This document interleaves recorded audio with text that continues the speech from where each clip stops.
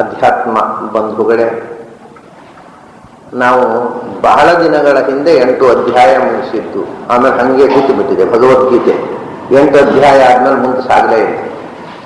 ಇನ್ನು 10 ಅಧ್ಯಾಯ ನಮ್ಮ ಮುಂದಿದೆ. ಇವತ್ತು 9ನೇ ಅಧ್ಯಾಯದಿಂದ ನಾವು ಪ್ರಾರಂಭಿಸಬೇಕು. ಈ ಬಾರಿ ನಮಗೆ ಸಿಕ್ಕಿರತಕ್ಕಂಥ 9 ದಿನಗಳಲ್ಲಿ ಆದರೆ 9ನೇ ಅಧ್ಯಾಯ ಮುಗಿಸಬೇಕು. ಅದೇನಾಗುತ್ತೋ ಗೊತ್ತಿಲ್ಲ. ಅದು ನಾವು ಮುಗಿಸೋದಲ್ಲ, ಅದು ಮುಗಿಬೇಕು. ಅದು ಮುಗೀತು ಅಲ್ವೋ ಅಂತ ಮುಗಿದ ಮೇಲೆ ನಮಗೆ ಗೊತ್ತು. ನಮಗೆ ಈಗ ತಿಳಿಯೋದಿಲ್ಲ. ಅದು 9ನೇ ಅಧ್ಯಾಯ ಪ್ರಾರಂಭಿಸುವುದಂತೂ ನಮ್ಮ ಕೈಯಲ್ಲಿದೆ. ಅದರ ಮುಕ್ತಾಯ ಯಾವಾಗ ಆಗುತ್ತೆ ಅನ್ನೋದು ಗೀತಾಚಾರ್ಯನ ಕೈಯಲ್ಲಿದೆ. ಅವನು ಎಷ್ಟು ನುಡಿಸ್ತಾನೋ ಹಾಗೆ ಹೋಗ್ತಾ ಇರ್ತದೆ. ಅದು ಯಾವುದು ಕೂಡ ನಿಶ್ಚಿತವಾಗಿ ಇಷ್ಟು ದಿವಸದಲ್ಲಿ ಎಷ್ಟು ಅಂತ ನಾವು ತೀರ್ಮಾನ ಮಾಡಿ ಹೊರಡ್ಲಿಕ್ಕೆ ಬರೋದಿಲ್ಲ. 7ನೇ ಅಧ್ಯಾಯದಲ್ಲಿ ಮೊದಲನೇ 6 ಅಧ್ಯಾಯಗಳಲ್ಲಿ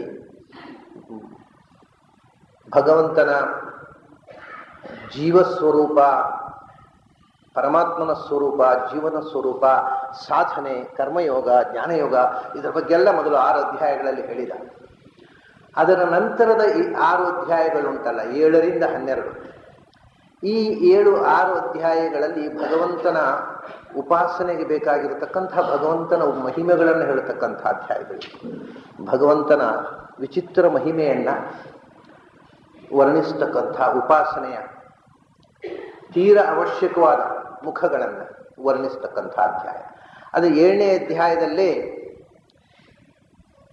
ಜ್ಞಾನ ವಿಜ್ಞಾನಗಳ ಬಗೆಗೆ ಭಗವಂತನ ಮಹಿಮೆಯನ್ನ ಅಲ್ಲಿ ಜ್ಞಾನಂ ತೇಹಂ ಸವಿಜ್ಞಾನಂ ಇದಂ ತೇ ವಕ್ಷ್ಯಾಮಿ ಅಂತ ಅಶೇಷತಃ ಯಜ್ಞಾತ್ವ ನೇಹ ಭೂಯೋನ್ಯತ್ ಜ್ಞಾತವ್ಯಂ ಅವಶಿಷ್ಯತೆ ಅಂತ ಹಿಂದೆ 7ನೇ ಅಧ್ಯಾಯದಲ್ಲಿ ಹೇಳಿದ್ದ. ಜ್ಞಾನ ಮತ್ತು ವಿಜ್ಞಾನವನ್ನು ನಿನಗೆ ತಿಳಿಸ್ತೀನಿ, ಅದನ್ನು ತಿಳಿದ ಮೇಲೆ ಮತ್ತೆ ತಿಳಿಬೇಕಾದ ಏನೂ ಉಳಿದಿರೋದಿಲ್ಲ ಅಂತ ಅನ್ನೋ ಮಾತನ್ನು ಹೇಳಿದ್ದ.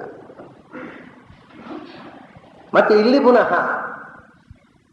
ಜ್ಞಾನ ಮತ್ತು ವಿಜ್ಞಾನ ಅದನ್ನೇ ಭಗವಂತನ ಮಹಿಮೆಯನ್ನು 7ನೇ ಅಧ್ಯಾಯದಲ್ಲಿ ಹೇಳಿದ್ದನ್ನೇ ಇಲ್ಲಿ ಪುನಃ ಹೇಳ್ತಾನೆ ಕೃಷ್ಣ. ಅಲ್ಲಿ ಏನು ಹೇಳಿದ್ದಾನೆ? ಯಜ್ಞಾತ್ವ ನೇಹ ಭೂಯೋನ್ಯ ಜ್ಞಾತವ್ಯಂ ಅವಶಿಷ್ಯತೆ. ಅಲ್ಲಿ ಹೇಳಿ ಆಯಿತು, ಇನ್ನು ಹೇಳುವುದು ಉಳಿದಿಲ್ಲ ಅಂದ್ಮೇಲೆ ಮತ್ತೆ ಇಲ್ಲಿ ಹೇಳಿ ಶುರು ಮಾಡಿದ್ದಾನೆ. ತಿಳ್ಕೊಳ್ಳಬೇಕಾದ್ದೆಲ್ಲವೂ 7ನೇ ಅಧ್ಯಾಯ ಭಗವಂತನ ಮಹಿಮೆಯ ಜ್ಞಾನ ವಿಜ್ಞಾನಗಳನ್ನು ಹೇಳ್ತೀನಿ. ಮತ್ತೆ ಇನ್ನು ನಿನಗೆ ಇದನ್ನು ತಿಳಿದು ಬಿಟ್ರೆ ನೀನು ಇನ್ನು ತಿಳಿಯೋದು ಏನು ಉಳಿದಿರೋದಿಲ್ಲ. ಮತ್ತೆ ಇಲ್ಲಿ ಪುನಃ ಅದನ್ನೇ ಶುರು ಮಾಡ್ತಾನೆ. ಮೊದಲು ಜ್ಞಾನ ಮತ್ತು ವಿಜ್ಞಾನ ಅಂದರೆ ಏನು ಅನ್ನೋದನ್ನ ನಾವು ಅಲ್ಲಿ 7ನೇ ಅಧ್ಯಾಯದ ಪ್ರಾರಂಭದಲ್ಲಿ ಅದನ್ನ ಅನುಸಂಧಾನ ಮಾಡಿಕೊಂಡೇ ಮುಂದೆ ಸಾಗಿದ್ದೇವೆ. ಆದರೆ ಅದನ್ನು ಮತ್ತೊಮ್ಮೆ ನೆನಪಿಸಿಕೊಳ್ಳೋಣ. ಬಹಳ ದಿವಸ ಆಯ್ತು ನೋಡಿ, 7ನೇ ಅಧ್ಯಾಯ ಆಗಿ ಆಮೇಲೆ 8ನೇ ಅಧ್ಯಾಯ ಆಗಿ ಆಮೇಲೆ ಬಹಳ ದಿನಗಳಾಗಿ ಅವು ಎಲ್ಲೋ ಮರೆತು ಹೋಗಿವೆ. ಆದ್ದರಿಂದ ಅವನು ಮತ್ತೊಮ್ಮೆ ನೆನಪಿಸಿಕೊಂಡು ನಾವು ಜ್ಞಾನ ವಿಜ್ಞಾನ ಅಂದರೆ ಏನು ಅನ್ನೋದನ್ನು ಬುದ್ಧಿಯಾರೂಢ ಮಾಡಿಕೊಂಡು ಈ ಅಧ್ಯಾಯಕ್ಕೆ ಪ್ರವೇಶ ಮಾಡಬೇಕು. ಜ್ಞಾನ ಅಂತ ಅನ್ನೋ ಶಬ್ದಕ್ಕೆ ಅರ್ಥ ಸ್ಪಿರಿಚುವಲ್ ವಿಸ್ಡಮ್ ಅಂತ. ಜ್ಞಾನ ಅಂದ ಕೂಡಲೇ ಎಲ್ಲ ಜ್ಞಾನವನ್ನು ಜ್ಞಾನ ಅಂತ ಅಲ್ಲ. ಇವಾಗ ನಿನಗೆ ಜ್ಞಾನ ಇಲ್ಲ ಅಂತಾರೆ. ಜ್ಞಾನ ಇಲ್ಲ ಅಂದ್ರೆ ಅವನಿಗೆ ಜ್ಞಾನ ಇಲ್ಲೇನು? ಅವನ ಮನೆ, ಅವನ ಹೆಂಡತಿ, ಅವನ ಮಕ್ಕಳು, ಅವನ ಸಾಮಾನು, ಅವನ ಸಾಲ, ಅವನ ಬ್ಯಾಂಕ್ ಬ್ಯಾಲೆನ್ಸು, ಇದ್ರದ್ದೆಲ್ಲ ಜ್ಞಾನ ಇಲ್ಲೇನು ಅವನಿಗೆ? ಅದಿದೆ. ಜ್ಞಾನ ಅಂತಂದ್ರೆ ಮುಖ್ಯ ಸಂಪ್ರತ್ಯಯ ಅಂತ ಯಾವಾಗಲೂ. ಜ್ಞಾನ ಅಂದ್ರೆ ಭಗವಂತನ ಬಗೆಗಿನ ಅರಿವು ಅಂತ ಅರ್ಥ. ಯಾಕೆಂದ್ರೆ ನೀವು ಅದನ್ನು ಹಿಂಗೆಲ್ಲ ಬೇರೆ ಬೇರೆ ರೀತಿಯಿಂದ ಆ ಶಬ್ದವನ್ನು ಒಡೆದು ನೋಡಬೇಕು. ಜ್ಞಾನ ಅಂದ್ರೆ ಜ್ಞಾಧಾತುವಿನಿಂದ ಹುಟ್ಟಿದ್ದು ಒಂದು ಹೌದು, ಅದು ಜ್ಞಾಯತೆ.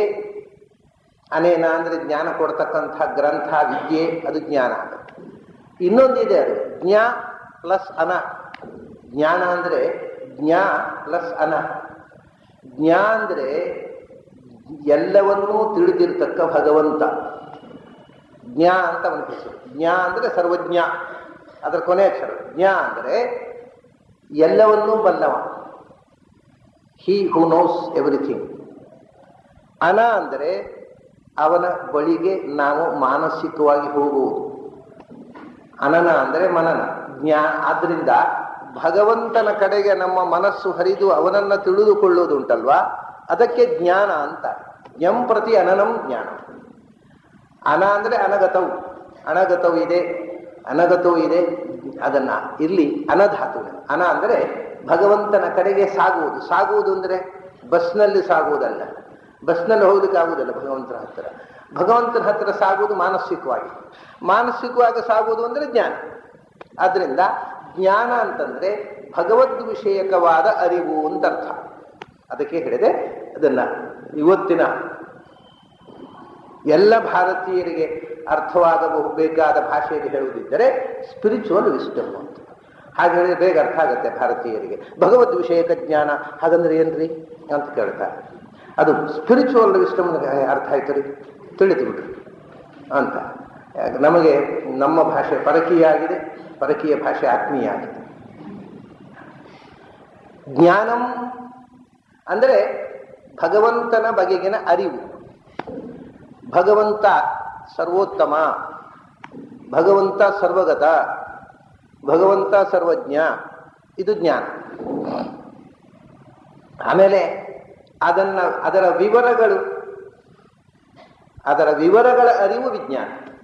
ವಿಜ್ಞಾನ ಅಂದರೆ ವಿವರವಾದ ಜ್ಞಾನ, ಇನ್ ಡೀಟೇಲ್. ಆ ಭಗವಂತನ ಗುಣಪೂರ್ಣತ್ವವನ್ನ, ಭಗವಂತ ಗುಣಪೂರ್ಣ, ಇದು ಜ್ಞಾನ.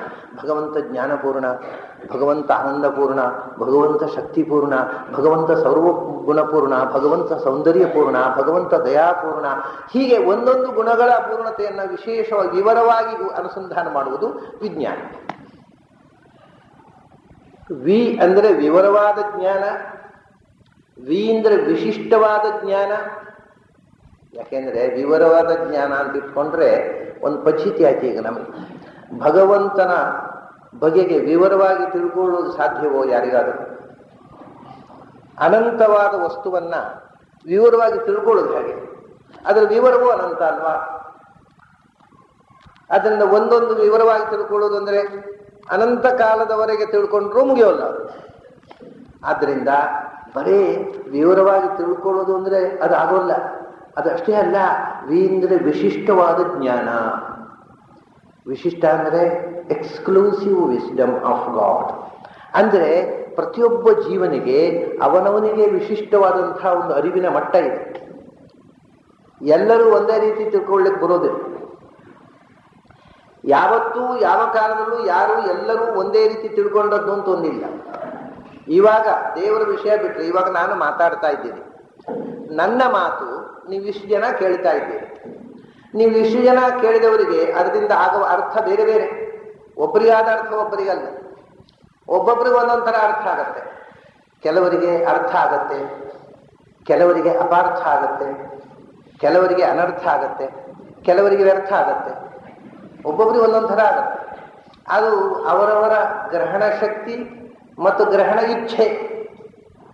ತಿಳ್ಕೋಬೇಕು ಅನ್ನೋ ಇಚ್ಛೆ ಇರದಿದ್ರೆ ಯಾವ ಮಾತು ನಮಗೇನು ಮಾಡುವುದಿಲ್ಲ.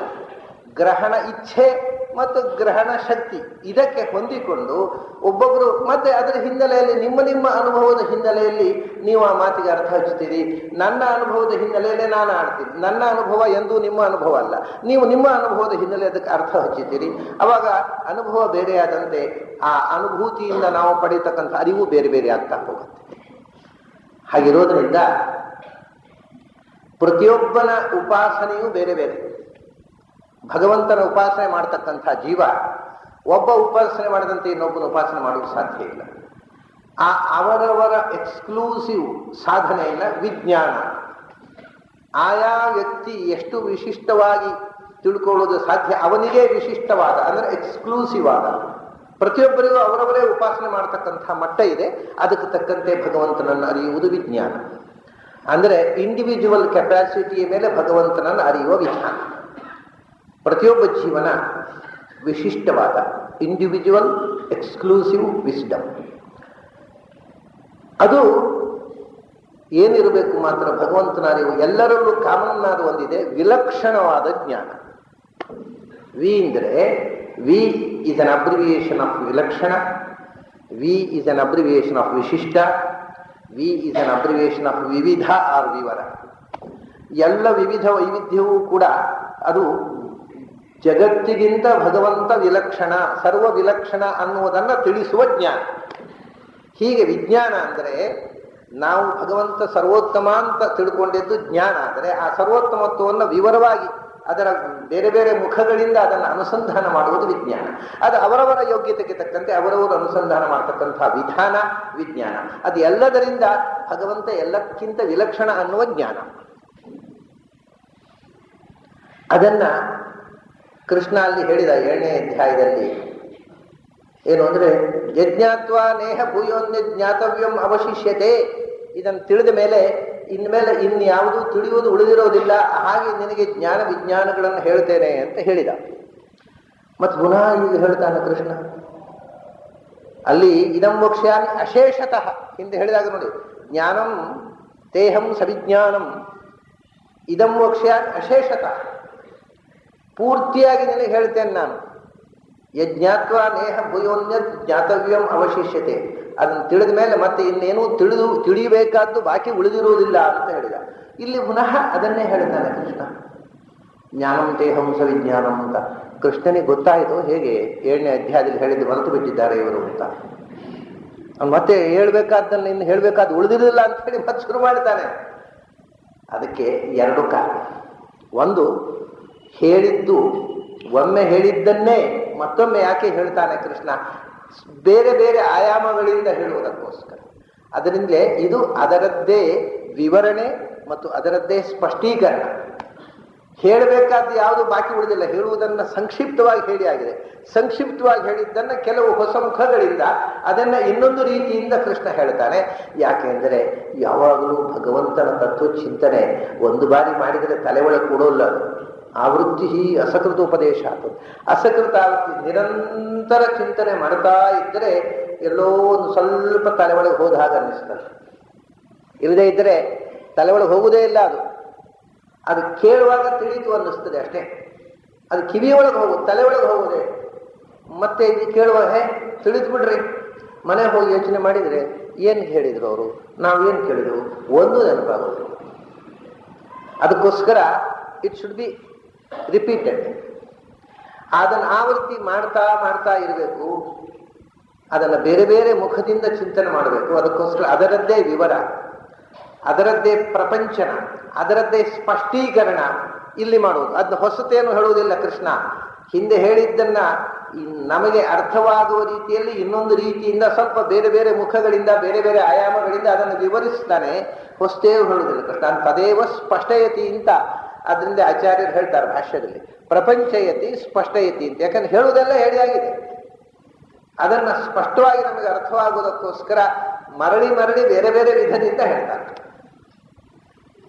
ಈಗ ಇಲ್ಲಿ ಮತ್ತೆ ಅದನ್ನು ಇದಂತು ತೇ ಪ್ರವಕ್ಷ್ಯ. ಇಲ್ಲಿ ಜ್ಞಾನಂ ತೇಹಂ ಸವಿಜ್ಞಾನಂ ಯಜ್ಞಾತ್ವ ಮೋಕ್ಷಸ್ಯ ಅಶುಭಾತ್ ಇದಂತು ತೇ ಗುಹ್ಯತಮಂ ಪ್ರವಕ್ಷ್ಯಾಮಿ ಅನಸೂಯವೇ. ಜ್ಞಾನಂ ದೇಹಂ ಸವಿಜ್ಞಾನ. ಜ್ಞಾನಂ ವಿಜ್ಞಾನ ಸಹಿತವಾದ ಜ್ಞಾನವನ್ನ ನಿನಗೆ ಹೇಳ್ತೇನೆ. ಪುನಃ ಇಲ್ಲಿ ಪ್ರತಿಜ್ಞೆ. ಇದಂತೂ ಬಹಳ ತಮಾಷೆ ಇದೆ. ಇದಂತೂ ಅಂತ ಸಂಸ್ಕೃತ ಶಬ್ದ. ಕನ್ನಡದಲ್ಲಿ ಅನುವಾದ ಮಾಡುವಾಗ ಇದಂತೂ ಹೇಳಲೇಬೇಕಾಗ್ತದೆ. ಹಾಗೇನೆ ಕನ್ನಡದ ಅನುವಾದ ಅಷ್ಟೇ. ಇದಂತೂ ಅನ್ನೋದು ಕನ್ನಡ ಅನುವಾದ. ಇದಂತೂ ತಿಳ್ಕೊಳ್ಳೇಬೇಕಾದ ಸಂಗತಿ. ಇದಂತೂ ಅನ್ನೋದಕ್ಕೆ ಕನ್ನಡದಲ್ಲಿ ಹಾಗೆ ಹೇಳಬೇಕು. ಅದು ಪರ್ಫೆಕ್ಟ್ ಟ್ರಾನ್ಸ್ಲೇಷನು ಇದಂತೂ ಅನ್ನೋದಕ್ಕೆ ಇದಂತೂ ಅಂತ. ಅಲ್ಲಿ ಇದಂತೂ, ಇಲ್ಲಿ ಇದು ಅಂತು ಅಷ್ಟೇ. ಪದಚ್ಛೇದ ಬೇರೆ ಅಷ್ಟೇ, ಒಟ್ಟು ರೂಪ ಒಂದು. ಇದಂತೂ ಇದಂತೂ ತಿಳ್ಕೊಳ್ಳೇಬೇಕಪ್ಪ ನೀನು ಅಂತಾರೆ. ಅದು ಶುರು ಮಾಡುವಾಗ ಇದಂತೂ ತೇ ಗುಹ್ಯತಮಂ ಪ್ರವಕ್ಷ್ಯಾಮಿ ಅನಸೂಯವೇ. ಇದನ್ನ ನಿನಗೆ ಪ್ರವಕ್ಷ್ಯಾಮಿ ಪ್ರವಕ್ಷ್ಯಾಮಿ ಅಂತ ಹೇಳ್ತಾರೆ. ವಕ್ಷ್ಯಾಮಿ ಮತ್ತು ಪ್ರವಕ್ಷ್ಯಾಮಿ ಅನ್ನುವುದಕ್ಕೆ ವ್ಯತ್ಯಾಸ ಇದೆ. ನಮ್ಮಲ್ಲಿ ಅದನ್ನ ನಾಮಪದ ಮಾಡುವಾಗ ವಚನ ಮತ್ತು ಪ್ರವಚನ ಅಂತ ಆಗುತ್ತೆ. ವಚನ ಮತ್ತು ಪ್ರವಚನ. ಪ್ರವಚನವೂ ವಚನವೇ ಅಲ್ವಾ? ಆದರೆ ಪ್ರವಚನ ಯಾವ ವಿಷಯ ಬಹಳ ಮಹತ್ವದ್ದು ಅಂಥ ಮಹತ್ವದ ಸಂಗತಿಯನ್ನು ಹೇಳುವ ವಚನಕ್ಕೆ ಪ್ರವಚನ ಅಂತ ಹೇಳ್ತಾರೆ. ಸುಮ್ಮನೆ ಲೋಕಾಭಿರಾಮ ಮಾತಾಡೋದು. ಇವತ್ತು ಹೋಳಿ ಪೂಜೆ ಮಾಡುವುದು ಹಾಗೆ ಅನ್ನುವುದರ ಬಗ್ಗೆ ಪ್ರವಚನ ಮಾಡ್ತಾರೆ ಅಂತ ಹೇಳೋದು, ಮಾತಾಡ್ತಾರೆ. ಆದ್ರೆ ಭಗವಂತನ ಉಪಾಸನೆ ಮಾಡೋದು ಹೇಗೆ ಅಂತ ಪ್ರವಚನ ಮಾಡ್ತಾರೆ. ಯಾಕೆಂದ್ರೆ ಲೋಕಾಭಿರಾಮ ಮಾತಾಡುವುದು ವಚನ, ದೊಡ್ಡ ಸಂಗತಿಯನ್ನು ಮಾತಾಡುವುದು ಪ್ರವಚನ. ಅದರಿಂದ ಶಾಸ್ತ್ರದ ಬಗ್ಗೆ ಪ್ರವಚನ, ಲೋಕದ ಬಗ್ಗೆ ಬರೇ ವಚನ ಅಲ್ಲ. ಇದು ಅತ್ಯಂತ ಶಾಸ್ತ್ರೀಯವಾದ ವಿಷಯ, ಪ್ರಕೃಷ್ಟಂ ವಚನಂ. ಆದ್ರಿಂದ ಪ್ರವಕ್ಷ್ಯಾಮಿ ಅಂದ್ರೆ ಇವೆಲ್ಲ ಯಾಕೆ ನಾನು ಬಿಡಿಸಿ ಬಿಡಿಸಿ ಹೇಳ್ತಾ ಇದ್ದೇನೆ ಅಂದ್ರೆ, ಸಂಸ್ಕೃತದಲ್ಲಿ ಒಂದು ಅಕ್ಷರ ಬಳಸಿದಾಗಲೂ ಅದರ ಹಿಂದೆ ಒಂದು ದೊಡ್ಡ ಉದ್ದೇಶ ಇರ್ತದೆ ಶಾಸ್ತ್ರಕಾರದ್ದು. ನಮ್ಮಲ್ಲಿ ಅಧ್ಯಯನ ಪರಂಪರೆಯಲ್ಲಿ ಇದು ಹೋಗ್ತಾ ಇದೆ. ಈ ಒಂದೊಂದು ಅಕ್ಷರದಲ್ಲಿ ಇರುವಂತಹ ಅಸ್ವಾರಸ್ಯವನ್ನ ಪಾಠದ ಮೂಲಕ ಮಕ್ಕಳಿಗೆ ತಿಳಿಸುವಂತಹ ಪರಂಪರೆಯೇ ಹೋಗ್ತಾ ಇದೆ. ಯಾಕೆಂದ್ರೆ ಅಧ್ಯಾಪಕರಿಗೂ ಗೊತ್ತಿಲ್ಲ, ವಿದ್ಯಾರ್ಥಿಗಳಿಗೂ ಗೊತ್ತಿಲ್ಲ, ನಡೀತಾ ಇದೆ ಪಾಠ ಪ್ರವಚನ. ಅದನ್ನ ಪ್ರತಿಯೊಂದು ಅಕ್ಷರವನ್ನು ನಾವು ಪ್ರಶ್ನಿಸಿ, ಇದು ಯಾಕೆ ವಸ್ತುತಃ ಅಂತಂದ್ರೆ ಅಕಯ ಪ್ರವಿ ಸಂಭೂಮ ಸಖಃ ವಿಷ್ಣು ವಾಚಕಾಹ. ಅನ್ನೋದು ಭಗವಂತನ ಹೆಸರು, ಒಂದು ಏಕಾಕ್ಷರ ಕೋಶ ಇದೆ. ಅನ್ನೋದು ಭಗವಂತನ ಹೆಸರು. ಅದರಿಂದ ಯಾವುದು ಪ್ರವಚನ ಅಂದ್ರೆ ಭಗವಂತನ ಬಗೆಗೆ ಆಡುವ ಮಾತು ಮಾತ್ರವೇ ಪ್ರವಚನ. ಪ್ರವಕ್ಷ್ಯಾಮಿ ಅಂತಂದ್ರೆ ಭಗವತ್ ತತ್ವದ ಬಗೆಗೆ ನಿನಗೆ ಮತ್ತೆ ಹೇಳ್ತೇನೆ ಅಷ್ಟೇ ಅಲ್ಲ, ಹಿಂದೆ ಹೇಳಿ ಆಗಿತ್ತಲ್ಲ, ಹಿಂದೆ ಹೇಳಿದ್ದನ್ನ ಇನ್ನಷ್ಟು ನಿನಗೆ ಅದರ ಉತ್ಕರ್ಷದ ಅನುಸಂಧಾನಕ್ಕೆ ದಾರ್ಢ್ಯ ಬರುವಂತೆ ಹೇಳ್ತೇನೆ. ಇದಂತುದೇ ಪ್ರವಕ್ಷ್ಯ. ಯಾಕೆಂದ್ರೆ ಇದು ಸಂಗತಿ ಏನು ಗೊತ್ತಾ, ಇದು ಬಹಳ ಗುಹ್ಯತಮ, ಅತ್ಯಂತ ರಹಸ್ಯವಾದ ಉಪಾಸನೆಯ ಸಂಗತಿಗಳನ್ನು ನಿನ್ನ ಮುಂದೆ ಬಿಚ್ಚಿಡ್ತಾ ಇದ್ದೇನೆ ನಾನು. ಗುಹ್ಯತಮಂ, ಗುಹ್ಯ ಅಂದ್ರೇನೆ ಗುಟ್ಟು, ಗುಹ್ಯತಮ ಅಂದ್ರೆ ಗುಟ್ಟಿನಲ್ಲಿ ಗುಟ್ಟು, ಮಹಾಗುಟ್ಟು, ಮಹಾರಹಸ್ಯ. ಇದನ್ನ ನಿಜವಾಗಿ ಎಲ್ಲ ಮುಂದೆ ತೆರೆದಿಡುವಂತಹ ಸಂಗತಿ ಅಲ್ಲ. ಯಾರಿಗೆ ಭಗವಂತನ ಉಪಾಸನೆಯಲ್ಲಿ ಅನನ್ಯವಾದ ಕಾತರ ಇದೆ, ಭಗವಂತನಲ್ಲದೆ ನನಗೆ ಇನ್ನೇನೂ ಬೇಡ ಅಂತ ಮನಸ್ಸು ಭಗವಂತನಿಗೋಸ್ಕರ ಹಾತರಿಯುವವರ ಮುಂದೆ ಹೇಳಬೇಕಾದ ಮಾತು. ಸುಮ್ಮನೆ ಪಾಸ್ಟ್ ಟೈಮ್ ಅಂತೆ ಏನು ಹೇಳ್ತಾರೆ ನೋಡೋಣ ಅಂತ ಕೇಳುವವರಿಗೆ ಹೇಳುವ ಸಂಗತಿ ಅಲ್ಲ ಇದು. ಗುಹ್ಯತಮಂ, ಅತ್ಯಂತ ರಹಸ್ಯವಾಗಿ ಗೋಪನೆ ಮಾಡತಕ್ಕಂಥ ಸಂಗತಿ ಇದು. ಬೀದಿಯಲ್ಲಿ ಮಾರಾಟಕ್ಕಿಡುವಂತಹ ವಸ್ತು ಅಲ್ಲ ಈ ಅಧ್ಯಾತ್ಮ ವಿದ್ಯೆ, ಅದರಲ್ಲೂ ಕೃಷ್ಣ ಹೇಳತಕ್ಕಂಥ ಈ ವಿಜ್ಞಾನ. ಇದಂತುತೇ ಗುಹ್ಯತಮಂ, ಅತ್ಯಂತ ರಹಸ್ಯವಾದ್ದು. ಅದನ್ನ ನಿನಗೆ ನಾನು ಹೇಳ್ತಾ ಇದ್ದೇನೆ. ಯಾಕೆ? ನೀನು ಕೇಳತಕ್ಕವರಲ್ಲಿ ಒಂದು ಕ್ವಾಲಿಟಿ ಬೇಕು. ಅದು ಏನು ನಿನ್ನಲ್ಲಿ ಅರ್ಹತೆ, ಏನು ನನ್ನನ್ನೇ ಆಯ್ದು ನಾನೇನು ಉಪಾಸನೆಗೆ ಹೊರಟವನು ಯುದ್ಧಕ್ಕೆ. ಯುದ್ಧರಂಗದಲ್ಲಿ ನಿಂತವನಿಗೆ ಉಪಾಸನೆಯ ರಹಸ್ಯ ಹೇಳಿಕ್ಕೆ ಹೊರಟಿದೆಯಲ್ಲ ಕೃಷ್ಣ. ವಿದ್ಯಾರ್ಥಿಗೆ ಯಾವ್ದು ಅಲ್ಲಿ ಬೇಕಾದ ಯುದ್ಧ ಮಾಡಬೇಕೋ ಬೇಡವೋ ಅನ್ನೋ ಪ್ರಶ್ನೆ. ಅಲ್ಲಿ ನೀನು ಉಪಾಸನೆ ವಿಷಯ ಹೇಳ್ತಾ ಇದ್ದಲ್ವ ಅಂದ್ರೆ ಕೃಷ್ಣ ಹೇಳ್ತಾನೆ, ಯಾರು ಅಧಿಕಾರಿ?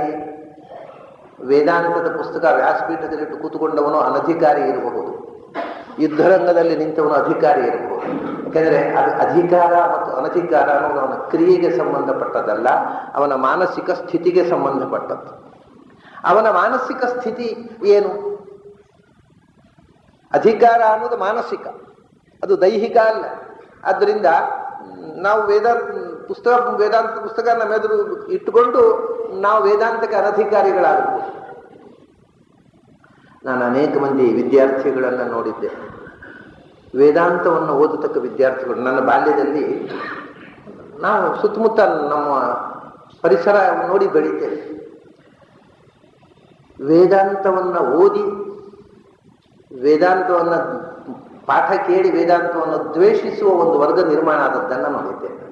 ಅವರು ವೇದಾಂತ ಓದಿ ಅವರಿಗೆ ಬಂದದ್ದು ಅಂದರೆ ವೇದಾಂತ ಮೇಲೆ ಜಿಹಾಸೆ, ಇದೆಲ್ಲ ಸುಳ್ಳು. ನಾಸ್ತಿಕರಾದ, ವೇದಾಂತ ಓದಿ ನಾಸ್ತಿಕರಾದ ಹುಡುಗರನ್ನ ನೋಡಿದ್ದೇನೆ ನಾನು. ಆಮೇಲೆ ಅವರು ವೇದಾಂತವನ್ನು ಬಿಟ್ಟು ನಾಸ್ತಿಕರಾಗಿ ನಾಸ್ತಿಕರ ಜೊತೆಗೆ ಸೇರಿದ ಮೇಲೆ ಮತ್ತೆ ವೇದಾಂತಿಗಳಾದರು, ಅದನ್ನು ನೋಡಿದ್ದೇನೆ. ಅವರಿಗೆ ಈ ವೇದಾಂತಿಗಳ ಒಟ್ಟಿಗಿದ್ದಾಗ ಇದು ಬೇಡ ಅಂತ ಕಂಡಿತ್ತು, ನಾಸ್ತಿಕರ ಒಟ್ಟಿಗೆ ಸೇರಿದರು. ನಾಸ್ತಿಕರ ಒಟ್ಟಿಗೆ ಸೇರಿದಾಗ ಇದು ಸ್ವಾರಸ್ಯ ಇಲ್ಲ ಅಂತ ಮತ್ತೆ ವೇದಾಂತಿಗಳಾದರು. ಈ ಎರಡು ಎಲ್ಲಿ ಏನಾಗುತ್ತೆ ಗೊತ್ತಾ, ನಾವು ಎಲ್ಲಿ ಇರ್ತೇವೆ ಅಲ್ಲಿರುವ ಒಳ್ಳೆಯದಕ್ಕಿಂತ ಅಲ್ಲಿರುವ ಹೊಲಸು ಮೊದಲು ಕಾಣುತ್ತೆ ನಮಗೆ. ಆದ್ದರಿಂದ ವೇದಾಂತ ಓದುವಾಗ ವೇದಾಂತದಲ್ಲಿರುವ ಒಳ್ಳೆಯ ವಿಷಯಗಳಿಂದ ವೇದಾಂತಿಗಳಲ್ಲಿರುವ ಹೊಲಸು ಬುದ್ಧಿ ಮೊದಲು ಕಾಣುತ್ತೆ. ಈ ಎಲ್ಲ ಢೋಂಗಿ ವೇದಾಂತಿಗಳು ಬೇಡ ಇದು ಅಂತ ಕಾಣುತ್ತೆ. ಅಲ್ಲಿ ಹೋದ್ಮೇಲೆ ನಾಸ್ತಿಕನಲ್ಲಿರುವ ಹೊಲಸು ಬುದ್ಧಿ ಕಾಣುತ್ತೆ. ಅಯ್ಯೋ ನಾನು ಇದೇನೋ ವಾಸಿಕರು ಮಾಡಿದೆ, ಇವು ಇನ್ನೂ ಹೊಲಸು, ಅದು ಬೇಡ ಅಂತ ಇಲ್ಲಿ ಬರ್ತಾರೆ. ಇದು ಸಹಜ. ಮನುಷ್ಯನಿಗೆ ಯಾವುದು ಸರಿ ಯಾವುದು ತಪ್ಪು ಅಂತ ತೀರ್ಮಾನ ಮಾಡುವ ಶಕ್ತಿ ಇಲ್ಲದಿದ್ದ ಹೀಗೆ ಒಂದು ಕಡೆಯಿಂದ ಒಂದು ಕಡೆ ಹಾರ್ತಾನೆ. ಅವನಿಗೆ ಮೊದಲು ಕಾಣುವುದು ಅಲ್ಲಿ ಕೊಳಕು ಮಾತ್ರ, ಸ್ವಚ್ಛವಾಗಿದ್ದದ್ದು ಕಾಣೋದೇ ಇಲ್ಲ. ಅದರ ಒಳಗಿರತಕ್ಕಂಥ ಸೌಂದರ್ಯ ಕಾಣುವ ಮೊದಲು ಆ ಹೊರಗಿರತಕ್ಕಂಥ ವೇದಾಂತವನ್ನು ದುರುಪಯೋಗ ಮಾಡುವ ಮಂದಿಯ ನಾಟಕ ನೋಡಿ ವೇದಾಂತದ ಮೇಲೆ ವೈರಾಗ್ಯ ಬಂದುಬಿಡುತ್ತೆ. ಆದ್ದರಿಂದ ವೇದಾಂತ ಓದಿ ವೇದಾಂತಕ್ಕೆ ಅನಧಿಕಾರಿಗಳಾದವರುಂಟು. ವೇದಾಂತ ಓದದೆ ಯುದ್ಧರಂಗದಲ್ಲಿ ಯುದ್ಧಕ್ಕೆ ನಿಂತವನು ಒಬ್ಬ ವೇದಾಂತಿಯಾಗ. ಒಂದು ವಿಷಯ ಏನು ಗೊತ್ತಾ, ನನಗೊಮ್ಮೆ ಒಬ್ಬರು ಮೇಜರ್ ಸೇನಾಧಿಕಾರಿಗಳು ಸಿಕ್ಕಿದರು. ಅವರು ಬಹಳ ರೋಚಕವಾದ ಒಂದು ಮಾತು ಹೇಳಿದರು. ಸ್ವಾಮಿ, ನಮಗೆ ವೇದಾಂತ ನಿಮ್ಮ ಎಲ್ಲ ವೇದಾಂತ ಪಂಡಿತರಿಗಿಂತ ವೇದಾಂತ ನಮಗೆ ಹತ್ತಿರ ಅಂತ ಹೇಳಿದರು. ಯುದ್ಧರಂಗದಲ್ಲಿರೋರು 24 ಗಂಟೆ ಅವರು ಕಾಶ್ಮೀರದ ಬಾರ್ಡರ್ನಲ್ಲಿ ನಿಯುಕ್ತರಾದ ಒಬ್ಬರು ಮೇಜರ್ ಆಫೀಸರು. ಅವ್ರು ನನ್ನ ಹತ್ರ ಹೇಳಿದರು, ನಮಗೆ ವೇದಾಂತ ನಿಮ್ಮೆಲ್ಲರಿಗಿಂತ ಹತ್ತಿರ. ಯಾಕೆಂದ್ರೆ ಈ ವೇದಾಂತ ಓದಿದವರಿದ್ದೀರಲ್ಲ ನೀವೆಲ್ಲ, ನಿಮಗೆ ವೇದಾಂತ ಬುಕ್ಕಿಶ್ ಪುಸ್ತಕ, ನಮಗೆ ವೇದಾಂತ ಜೀವನ. ಯಾಕೆಂದ್ರೆ 24 ಗಂಟೆಯು ಸಾವಿನ ಜೊತೆಗೆ ನಾವು ನಿಂತವರು, ಯಾವ ಕ್ಷಣಕ್ಕೂ ಸಾಯಬಹುದು. ಸಾವಿನ ಆಚೆಗೆ ಏನು, ಬದುಕು ಅಂದ್ರೆ ಏನು ಅನ್ನೋದು ನಮಗೆ ಪ್ರಾಕ್ಟಿಕಲ್ ಅನುಭವ. ನಿಮಗೆ ಪುಸ್ತಕ ಓದಿ, ಇದು ಕಾಶ್ಮೀರ ಗಡಿಯಲ್ಲಿ 10 ಜನ ಸತ್ರು, ಪೇಪರ್ನಲ್ಲಿ ಓದಿ ನಿಮಗೆ ಅನುಭವ. ನಾವು ಸತ್ತವರು, ನಾವು ಅಲ್ಲಿ ಜೀವ ಕೊಟ್ಟವರು, ಆತ್ಮದಾನ ಮಾಡಿದವರು. ನಮಗೆ ಹುಟ್ಟು ಸಾವುಗಳ ಬಗ್ಗೆ ಇರುವಂತಹ ಪರ್ಸನಲ್ ಎಕ್ಸ್ಪೀರಿಯನ್ಸ್ ನಿಮಗಿಲ್ಲ. ಅದರಿಂದ ನಮಗೆ ವೇದಾಂತ ಎಷ್ಟು ಆಳವಾಗಿ ಗಾಢವಾಗಿ ಫೀಲ್ ಆಗುತ್ತೆ ಅಷ್ಟು ಪಂಡಿತರಿಗೆ ಆಗೋದು ಸಾಧ್ಯ ಇಲ್ಲ. ಹೌದು ಅಂದ್ಕೊಂಡಿದ್ದು ನನಗೆ ಅದು ಒಂದು ನಿಜ. ಅವರು ಹುಟ್ಟು ಸಾವಿನ ಜೊತೆಗೆ ಹೋರಾಡ್ತಾ ಇರುವರು, ಯಾವ ಕ್ಷಣಕ್ಕೂ ಸಾಯಬಹುದು. ಗನ್ನಿನ ತುದಿ ಹಿಡ್ಕೊಂಡು ಆ ಎದುರಿನವರ ಗನ್ನು ಇವರಿಗೆ ಎದೆಗೆ, ಇವರ ಗನ್ನು ಅವರ ಎದೆಗೆ. ಯಾವ ಕ್ಷಣಕ್ಕೆ ಯಾರು ಮೊದಲು ಹೊಡಿತಾರೆ, ಯಾರು ಸಾಯ್ತಾರೆ ಗೊತ್ತಿಲ್ಲ. ಪ್ರತಿ ಕ್ಷಣವೂ ಸಾವನ್ನು ಸ್ವಾಗತಿಸಿ, ಸಾವಿನ ಆಚೆಗೆ ಏನು, ಈ ಬದುಕು ಅಂದರೆ ಏನು, ಭಗವಂತ ಯಾಕೆ ಹೀಗೆ ಮಾಡಿದ ಅಂತ ನಾವು ಸದಾ ಯೋಚನೆ ಮಾಡ್ತಾ ಇರ್ತೇವೆ. ನಿಮಗೆ ಪುಸ್ತಕ ಬಿಡಿಸಿದಾಗ ಮಾತ್ರ ವೇದಾಂತ, ನಮಗೆ ಜೀವನವೇ ವೇದಾಂತ. ಆದ್ರಿಂದ ಅಂಥ ಯುದ್ಧರಂಗದಲ್ಲಿ ಕೃಷ್ಣ ಅರ್ಜುನನಿಗೆ ವೇದಾಂತ ಹೇಳಿದ. ಆವಾಗ ವೇದಾಂತ ಬಹಳ ಹತ್ತಿರ. ನಮಗೆ ಸಾವು ಹತ್ತಿರ ಆದಾಗ ವೇದಾಂತ ಬಹಳ ಹತ್ತಿರ. ಅದನ್ನೇ ನೋಡಿ, ರಿಟೈರ್ ಆದ್ಮೇಲೆ ವೇದಾಂತ ಹತ್ತಿರ ಆಗ ಕೆಲವರಿಗೆ. ಅವ್ರಿಗೆ ಯುದ್ಧರಂಗಕ್ಕೆ ಹೋಗೋ ಅವಕಾಶ ಇಲ್ಲ, ರಿಟೈರ್ ಆದ್ಮೇಲೆ ವೇದಾಂತ ಹತ್ತಿರ ಆಗೋದು. ಡೆತ್ ಬೆಡ್ನಲ್ಲಂತೂ ಭಾರೀ ವೇದಾಂತ. ಯಾಕೆಂದ್ರೆ ಅವಾಗ ಮುಂದೆ ಏನು, ಪರಲೋಕ ಏನು, ದೇವರು ಏನು, ಇದರ ಚಿಂತೆ ಸೀರಿಯಸ್ ಆಗಿ. ಅದರಿಂದ ಒಬ್ಬ ಸೈನಿಕನಾಗಿ ಯುದ್ಧರಂಗದಲ್ಲಿ ಇರುವವನಿಗೆ ಅಧ್ಯಾತ್ಮದ ಮಾನಸಿಕ ಸ್ಥಿತಿ ಉಂಟಲ್ಲ, ಅದು ಆಧ್ಯಾತ್ಮಿಕವಾದಂತಹ ಚಿಂತನೆಯಲ್ಲಿ ಬಹಳ ಹತ್ತಿರವಾಗಿರುತ್ತೆ ಆ ಮಾನಸಿಕ ಸ್ಥಿತಿ. ಅದಕ್ಕೋಸ್ಕರ ಆ ಯುದ್ಧರಂಗದಲ್ಲಿ ನಿಲ್ಲಿಸಿ ಕೃಷ್ಣ ಅಧ್ಯಾತ್ಮವನ್ನು ಬಿಚ್ಚಿದ್ದಾನೆ. ಅರ್ಜುನ ಸ್ವತಃ ಮಹಾದೊಡ್ಡ ಜ್ಞಾನಿ, ಸದಾ ಭಗವಚ್ಚಿಂತನೆಯಲ್ಲಿ ಇರತಕ್ಕಂತಹ ದೇವಾಂಶ ಸಂಭೂತ. ಅದರ ಜೊತೆಗೆ ಅವನನ್ನ ಆ ಯುದ್ಧರಂಗದಲ್ಲಿ ನಿಲ್ಲಿಸಿ ಮಾನಸಿಕವಾಗಿ ಹುಟ್ಟು ಸಾವುಗಳ ಈ ಲೀಲೆಯ ಆಚೆಗೆ ಅವನನ್ನು ಕರೆದೊಯ್ದು ಮಾನಸಿಕವಾಗಿ ಅಣಿಗೊಳಿಸಿ ಕೃಷ್ಣ ವೇದಾಂತವನ್ನು ಹೇಳ್ತಾನೆ. ಆಗ ಭಗವಂತನ ಬಗೆಗೆ ಹೇಳಿದರೆ ಬಹಳ ಆಳವಾಗಿ ತುಂಬಿಕೊಳ್ಳುತ್ತೆ ಹೃದಯ. ನಾವಾದರೂ ಅಷ್ಟೇ, ಯಾವುದಾದ್ರೂ ಒಂದು ಯುದ್ಧದಲ್ಲಿ ತೊಡಗಬೇಕು. ಅದು ದಿನನಿತ್ಯ ನಮ್ಮ ಜೀವನದಲ್ಲಿಯೂ ಕೂಡ ಧರ್ಮಾಧರ್ಮಗಳ ಯುದ್ಧ ನಡೆದೇ, ಸರಿ ತಪ್ಪುಗಳ ಸಂಘರ್ಷ, ಹೋರಾಟ ಅದು ನಡೆದೇ ಇರುತ್ತೆ. ಆ ಯುದ್ಧ ನಡೀತಾನೇ ಇರ್ತದೆ. ಅಂಥ ಯುದ್ಧದ ಸಂದರ್ಭದಲ್ಲೇ ನಮಗೆ ಗೀತೆ ರೆಲೆವೆಂಟ್ ಆಗುವುದು. ಆದರೆ ಎಚ್ಚರವೇ ಇರದೇ ಇದ್ರೆ ಧರ್ಮಾಧರ್ಮದ ಹೋರಾಟವೇ ಇಲ್ಲ. ಒಟ್ಟು ಹೇಗಾದ್ರೆ ಹಾಗೆ ಬದುಕುವವರು ಅನ್ನೋರಿಗೆ ಗೀತೆ ಮಾತಾಡಿಸುವುದೇ ಇಲ್ಲ. ಆದ್ರಿಂದ ನಮ್ಮೊಳಗೂ ಗೀತೆ ಅರ್ಥ ಆಗಬೇಕಾಗಿದ್ರೆ ಒಂದು ಬಗೆಯ ಯುದ್ಧ ನಡೆಯಬೇಕು. ಆವಾಗ ಅರ್ಜುನನಿಗೆ ಯುದ್ಧರಂಗದಲ್ಲಿ ಹೇಳೋದು. ಯುದ್ಧರಂಗದಲ್ಲಿ ಅರ್ಜುನ ಮಾತ್ರ ಅಲ್ಲ, ದುರ್ಯೋಧನ ಇದ್ದಾನೆ. ಅವನು ಹೇಳ್ಬೋದಲ್ಲ, ದುರ್ಯೋಧನ ಬರಯ್ಯ ನಿನಗೆ ಭಗವದ್ಗೀತೆ ಹೇಳ್ತಾನೆ ಅಂತ ಕೂಡಿಸಿ ಹೇಳ್ಬೋದಿತ್ತಲ್ಲ ಕೃಷ್ಣ. ಕೇಳುವವರಲ್ಲಿ 2 ಕ್ವಾಲಿಟಿ ಬೇಕು. ಅದರಲ್ಲಿ ಒಂದು ಮೊದಲನೇದು ಕೇಳುವ ಬಯಕೆ ಬೇಕು, ಜಿಜ್ಞಾಸೆ. ಜಿಜ್ಞಾಸೆ ಇರದೇ ಇದ್ದವರಿಗೆ, ಕೇಳುವ ಬಯಕೆ ಇರದೇ ಇದ್ದವನ್ನ ಕರೆದು ಹೇಳಬಾರದು. ಅದಕ್ಕೆ ಕೃಷ್ಣ ಹೇಳಿದ್ದು ಗುಹ್ಯತಮಂ ಅಂತ. ಅದು ಕೇಳುವ ಬಯಕೆ ಇದ್ದವರಲ್ಲಿಯೂ ಅವನ ಅರ್ಹತೆ ಉಂಟೋ ಇಲ್ಲವೋ ಅಂತ ನೋಡಿ ಕೊಡಬೇಕಾದ ವಿದ್ಯೆ. ಅದನ್ನು ಬಯಸಿದವರಿಗೆಲ್ಲ ಕರೆದು ಕೊಡುವುದಕ್ಕೆ ಅರ್ಥವೇ ಇಲ್ಲ. ಆದ್ದರಿಂದ ಅದನ್ನೇ ಗುಹ್ಯತಮಂ. ಯಾರಿಗೆ ಉತ್ಕಟವಾದ ಬಯಕೆ ಇದೆ ಅವರಿಗೆ ಹೇಳಬೇಕು, ಅಂಥ ಪುಟ್ಟದು. ಅಷ್ಟೇ ಅಲ್ಲ, ಬಯಕೆ ಇದ್ದವರಿಗೆಲ್ಲ ಹೇಳಲಿಕ್ಕಾಗೋದಿಲ್ಲ. ಬಯಕೆ ಇದ್ದವರು ಅರ್ಹತೆ ಬೇಕು. ಎರಡನೇದು ಮೊದಲು ಬಯಕೆ ಇಲ್ಲಿ ಅನಧಿಕಾರಿಗಳಾದರೆ ಬಯಕೆ ಇದ್ರೂ ಹೇಳೋ ಹಾಗಿಲ್ಲ. ದುರ್ಯೋಧನಿಗೆ ಎರಡೂ ಇಲ್ಲ, ಬಯಕೆಯೂ ಇಲ್ಲ, ಅಧಿಕಾರವೂ ಇಲ್ಲ.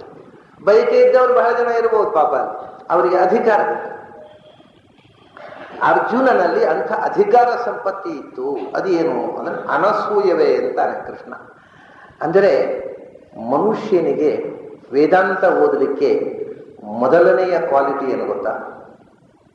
ಮನುಷ್ಯ ವೇದಾಂತ ಓದುವ ಮುಂಚೆಯೂ ಇರಬೇಕಾದ್ದು, ವೇದಾಂತ ಓದಿದ ಮೇಲೆಯೂ ಉಳಿಬೇಕಾದ್ದು ಮುಖ್ಯವಾದ ಅರ್ಹತೆ ಮನುಷ್ಯನಲ್ಲಿ ಈಗೋಲೆಸ್ನೆಸ್, ಅಹಂಕಾರ ಇದ್ದರೆ ವೇದಾಂತ ಮನುಷ್ಯನನ್ನು ಎಲ್ಲಿಗೂ ಕೊಂಡೊಯ್ಯುವುದಿಲ್ಲ. ಶಾಸ್ತ್ರ ಓದಿ ನಾನು ದೊಡ್ಡ ವೇದಾಂತ ಪಂಡಿತ ಅಂತ ತಲೆಗೆ ಬಂದರೆ ಆ ತಲೆಯಿಂದ ದೇವರು ಹೊರಟು ಹೋಗ್ತಾರೆ. ಆದ್ದರಿಂದ ಶಾಸ್ತ್ರ ಓದಿ ದೇವರಿಂದ ದೂರ ಆಗುವ ಅಪಾಯ ಬಹಳ ಇದೆ. ನಮಗೆ ವೇದಾಂತ ಓದುವ ಮುಂಚೆಯೂ ಇರಬೇಕಾದ್ದು ಅಹಂ ಇರಬಾರದು. ಅದೇ ಸೋಹಂ ಇರಬಾರದು, ಸಹ ಮಾತ್ರ ಇರಬೇಕು, ಅಹಂ ಇರಬಾರದು. ಸಹ ಅವನು ಕರುಣೆ ನನಗೆ ಬೇಕು. ಭಗವಂತನ ಮುಂದೆ ನಾನು ಏನೂ ಅಲ್ಲ ಅಂತ ತಿಳ್ಕೊಂಡ್ಬಿಟ್ರೆ ಅಹಂಕಾರ ಬರೋದು. ಈ ಅಹಂಕಾರ ಬರೋದು ಐ ಆಮ್ ಸಮಥಿಂಗ್ ಅಂತ. ಅದು ಸಮಥಿಂಗ್ ಅಂತ ಬಂದರೂ ಸಾಕು ಅಹಂಕಾರ ಬಂದುಬಿಡುತ್ತೆ. ನಾನೇನೋ ಒಂಥರ ನಾನು, ಅದಕ್ಕೆ ಅನುದಾತ್ತ ಸ್ವರ ನಾನು ಅಂದ್ರೆ ಏನು ಅಂತ ತಿಳ್ಕೊಂಡಿದ್ದೀರಿ? ಆಹೋ ಏನೋ ನೀವು ಅಂದ್ರೆ ನೀವು ಅಷ್ಟೇ, ಏನು ತಿಳ್ಕೊಡೋದೇ ಅದು ಏನೋ ಒಂದು ದೊಡ್ಡ ಸಂಗತಿ, ನಾನು ದೊಡ್ಡ ಜ್ಞಾನಿ ಇಲ್ಲ.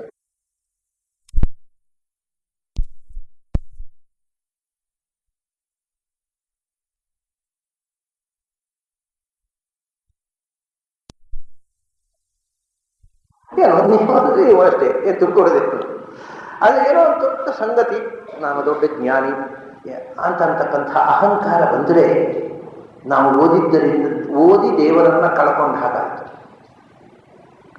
ಇದನ್ನ ನಾವು ಇವತ್ತು ವೇದಾಂತದ ವಿದ್ಯಾರ್ಥಿಗಳಿಗೆ ಹೇಳ್ತಾ ಇಲ್ಲ.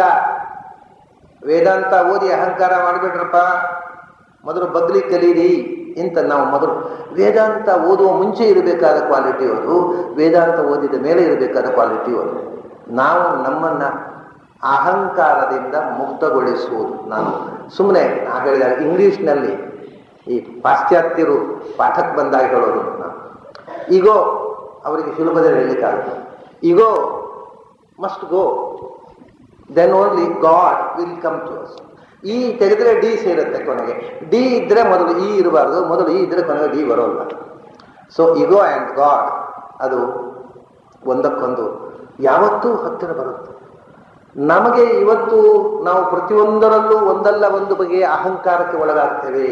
ಜ್ಞಾನದ ಅಹಂಕಾರ, ಸಂಪತ್ತಿನ ಅಹಂಕಾರ, ಅಧಿಕಾರದ ಅಹಂಕಾರ, ಸೌಂದರ್ಯದ ಅಹಂಕಾರ, ದುಡ್ಡಿನ ಅಹಂಕಾರ, ಒಂದೆರಡಲ್ಲ, ಸಾವಿರ ಯೌವನದ ಅಹಂಕಾರ. ಒಂದೊಂದು ಸಂಗತಿಯೂ ನಮ್ಮನ್ನು ಅಹಂಕಾರವಾಗಿ ಕಾಡುತ್ತೆ. ಅದನ್ನು ಕಳಚಿಕೊಳ್ಳಬೇಕು, ಅದು ವೇದಾಂತಕ್ಕೆ ಅಧಿಕಾರ. ಅಂದ್ರೆ ಯಾವಾಗ ಅಹಂಕಾರ ನಮ್ಮಲ್ಲಿ ತುಂಬಿದೆಯೋ ಅಷ್ಟು ಸಮಯ ನಮಗೆ ವೇದಾಂತ ಏನೂ ಉಪಯೋಗ ಮಾಡುವುದಿಲ್ಲ. ಅದು ನಾನಾ ಬಗೆಯ ಅಹಂಕಾರಗಳು. ಅದು ಮುಖ್ಯವಾಗಿ ಅಪಾಯ ಅಂದರೆ ಅಹಂಕಾರ, ಜ್ಞಾನದ ಅಹಂಕಾರ. ನಾನು ಜ್ಞಾನಿ ಎನ್ನುವ ಅಹಂಕಾರ ಬಂದ್ರಂತೂ ಬಹಳ ದೊಡ್ಡ.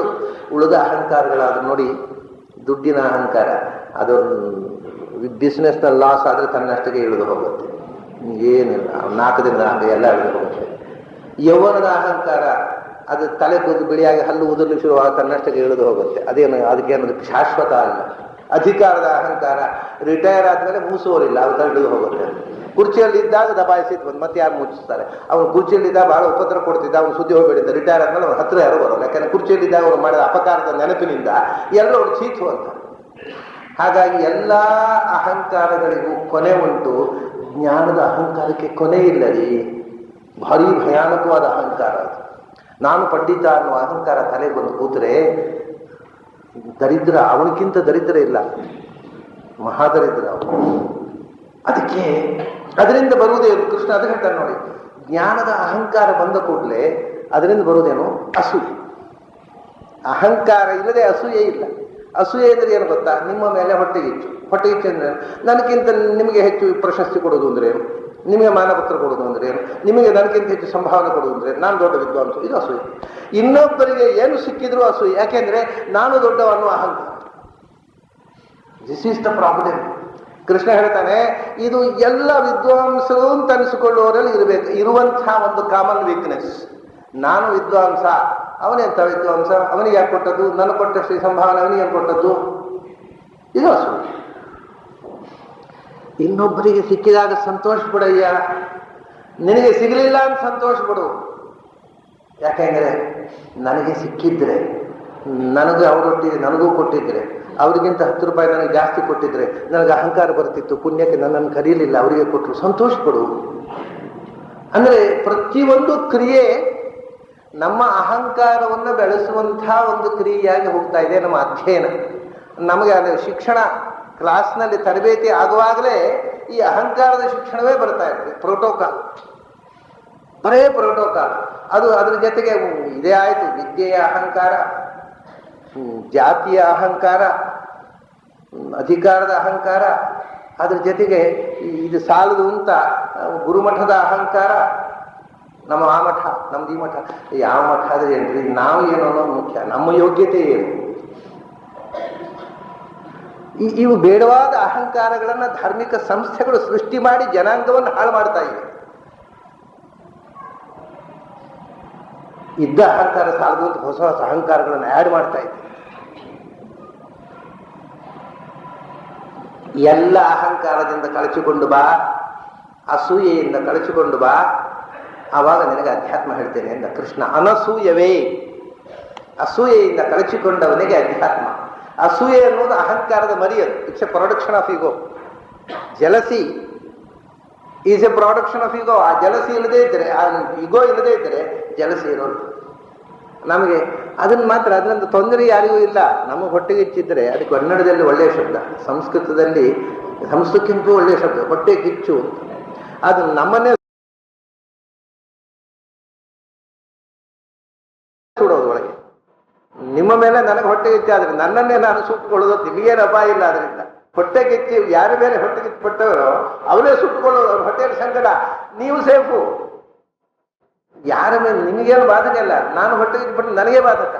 ಈ ತರ ಅಸೂಯೆಯಿಂದ ನಾನು ನನ್ನನ್ನು ಸುಟ್ಟುಕೊಳ್ಳುವುದು, ನನ್ನ ವ್ಯಕ್ತಿತ್ವವನ್ನು ನಾಶ ಮಾಡಿಕೊಳ್ಳುವುದು.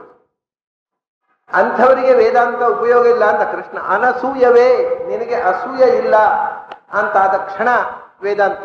ನಿನಗೆ ಅಸೂಯೆ ಇಲ್ಲ, ಅದಕ್ಕೋಸ್ಕರ ಹೇಳ್ತಾ ಇದ್ದಾರೆ.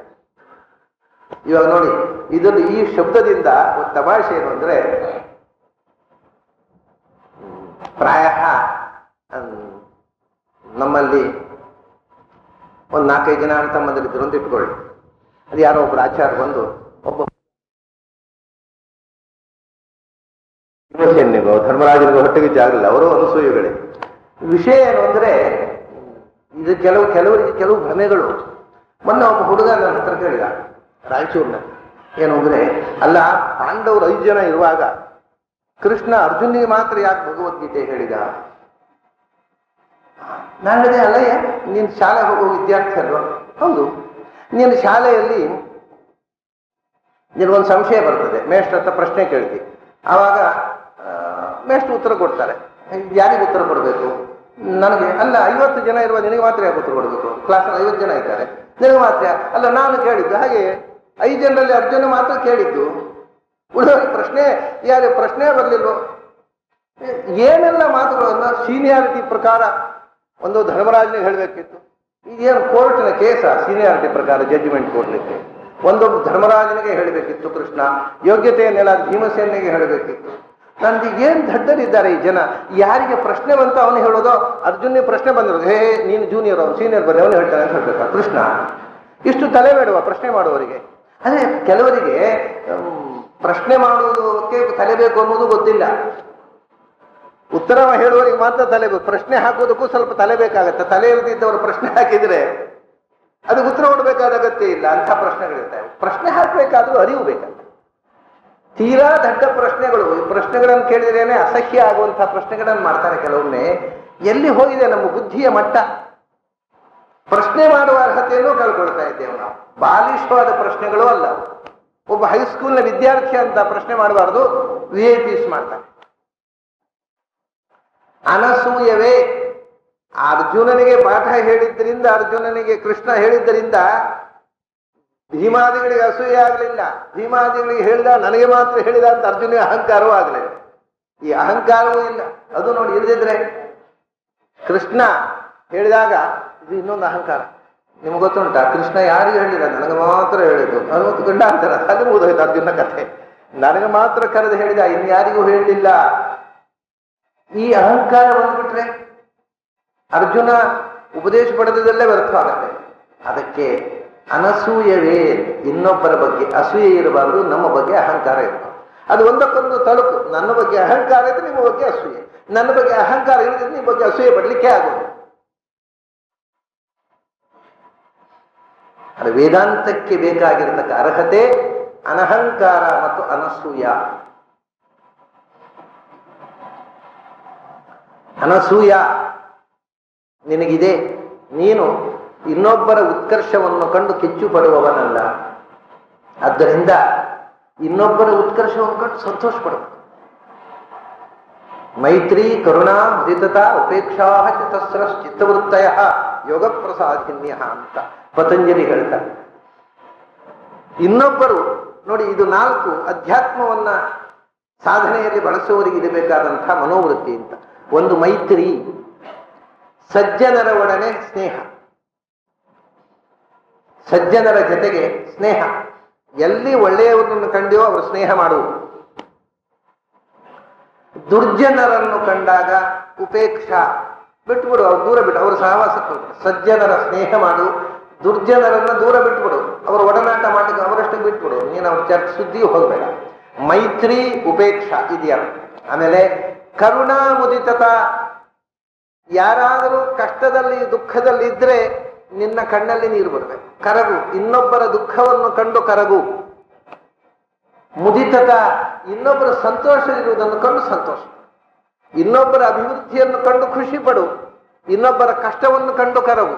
ಇದು ಅಧ್ಯಾತ್ಮಕ್ಕೆ ಬೇಕಾದ ಕ್ವಾಲಿಟಿ. ನಮಗೇನಾಗತ್ತೆ, ಇನ್ನೊಬ್ಬರ ಸುಖ ನೋಡಿದ್ರೆ ಅಯ್ಯೋ ಅವರು ಸುಖವಾಗಿದ್ದಾರೆ, ನನಗಾದ್ರೂ ಸಿಗಬಾರ್ದಿತ್ತ ಆ ಸುಖ ಅಂತ. ಇನ್ನೊಬ್ಬರ ಸುಖವನ್ನು ನೋಡಿ ನಮಗೆ ಸಂಕಟ ಆಗೋದು. ಇನ್ನೊಬ್ಬರ ಕಷ್ಟದಲ್ಲಿದ್ರೆ ಖುಷಿ ಆಗುತ್ತೆ. ಅದಾಗಬೇಕು, ಮಾಡಿದ್ದು ತಿಂತಾರೆ. ಇದಲ್ಲ, ಇದು ವೇದಾಂತ ಅಲ್ಲ. ಇನ್ನೊಬ್ಬರ ಕಷ್ಟಕ್ಕೆ ನಾವು ಕರಗಬೇಕು, ಇನ್ನೊಬ್ಬರ ಸುಖಕ್ಕೆ ನಾವು ಖುಷಿ ಪಡಬೇಕು. ದೇವರವರು ಸಂತೋಷವಾಗಿಟ್ಟಿದ್ದಾರೆ, ಆನಂದ ಆಯ್ತು. ರಾಮಚಂದ್ರ ಹೀಗಿದ್ದಾನೆ. ಯಾಕೆ ಹಾಗಿರ್ಬೇಕಿತ್ತ?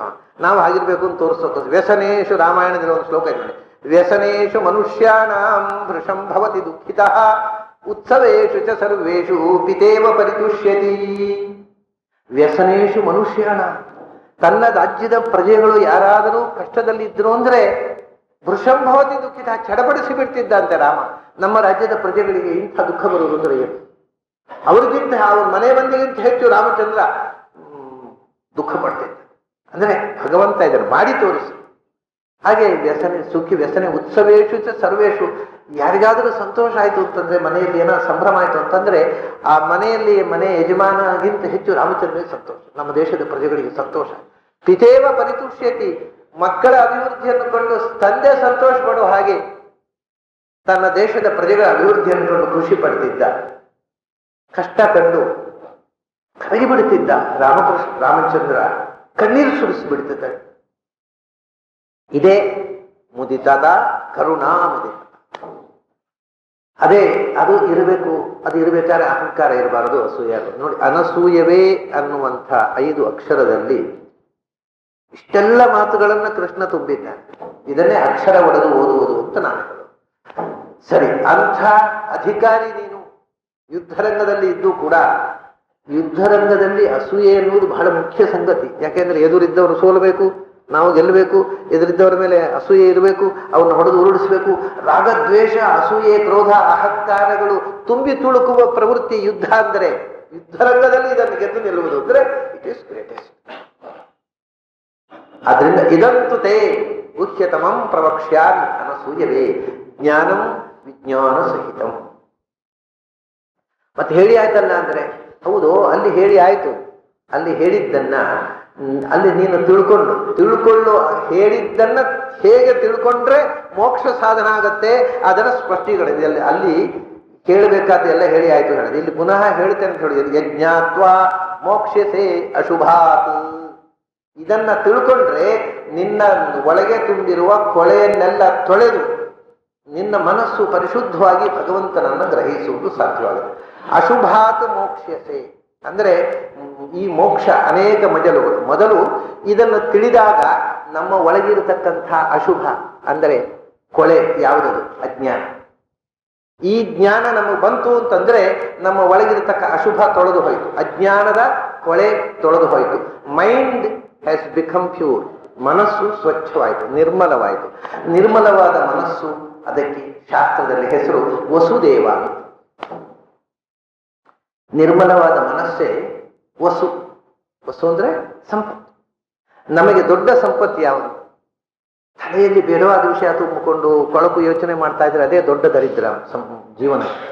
ಸ್ವಚ್ಛವಾದ ಮನಸ್ಸು, ಎಲ್ಲವನ್ನು ಒಳ್ಳೆಯದಾಗಿ ಯೋಚನೆ ಮಾಡುವ ಮನಸ್ಸು ಉಂಟಲ್ಲ, ಅದು ದೊಡ್ಡ ಸಂಪತ್ತು. ಅದು ಬೇಕು ಅಂದ್ರೆ ಸಿಗೋಲ್ಲ. ಮನಸ್ಸು ಕೆಡಿಸಿಕೊಳ್ಳುವವರೇ ಹೆಚ್ಚು, ಮನಸ್ಸಿನಲ್ಲಿ ಬೇಡವಾದ ಯೋಚನೆಯೇ ಜಾಸ್ತಿ.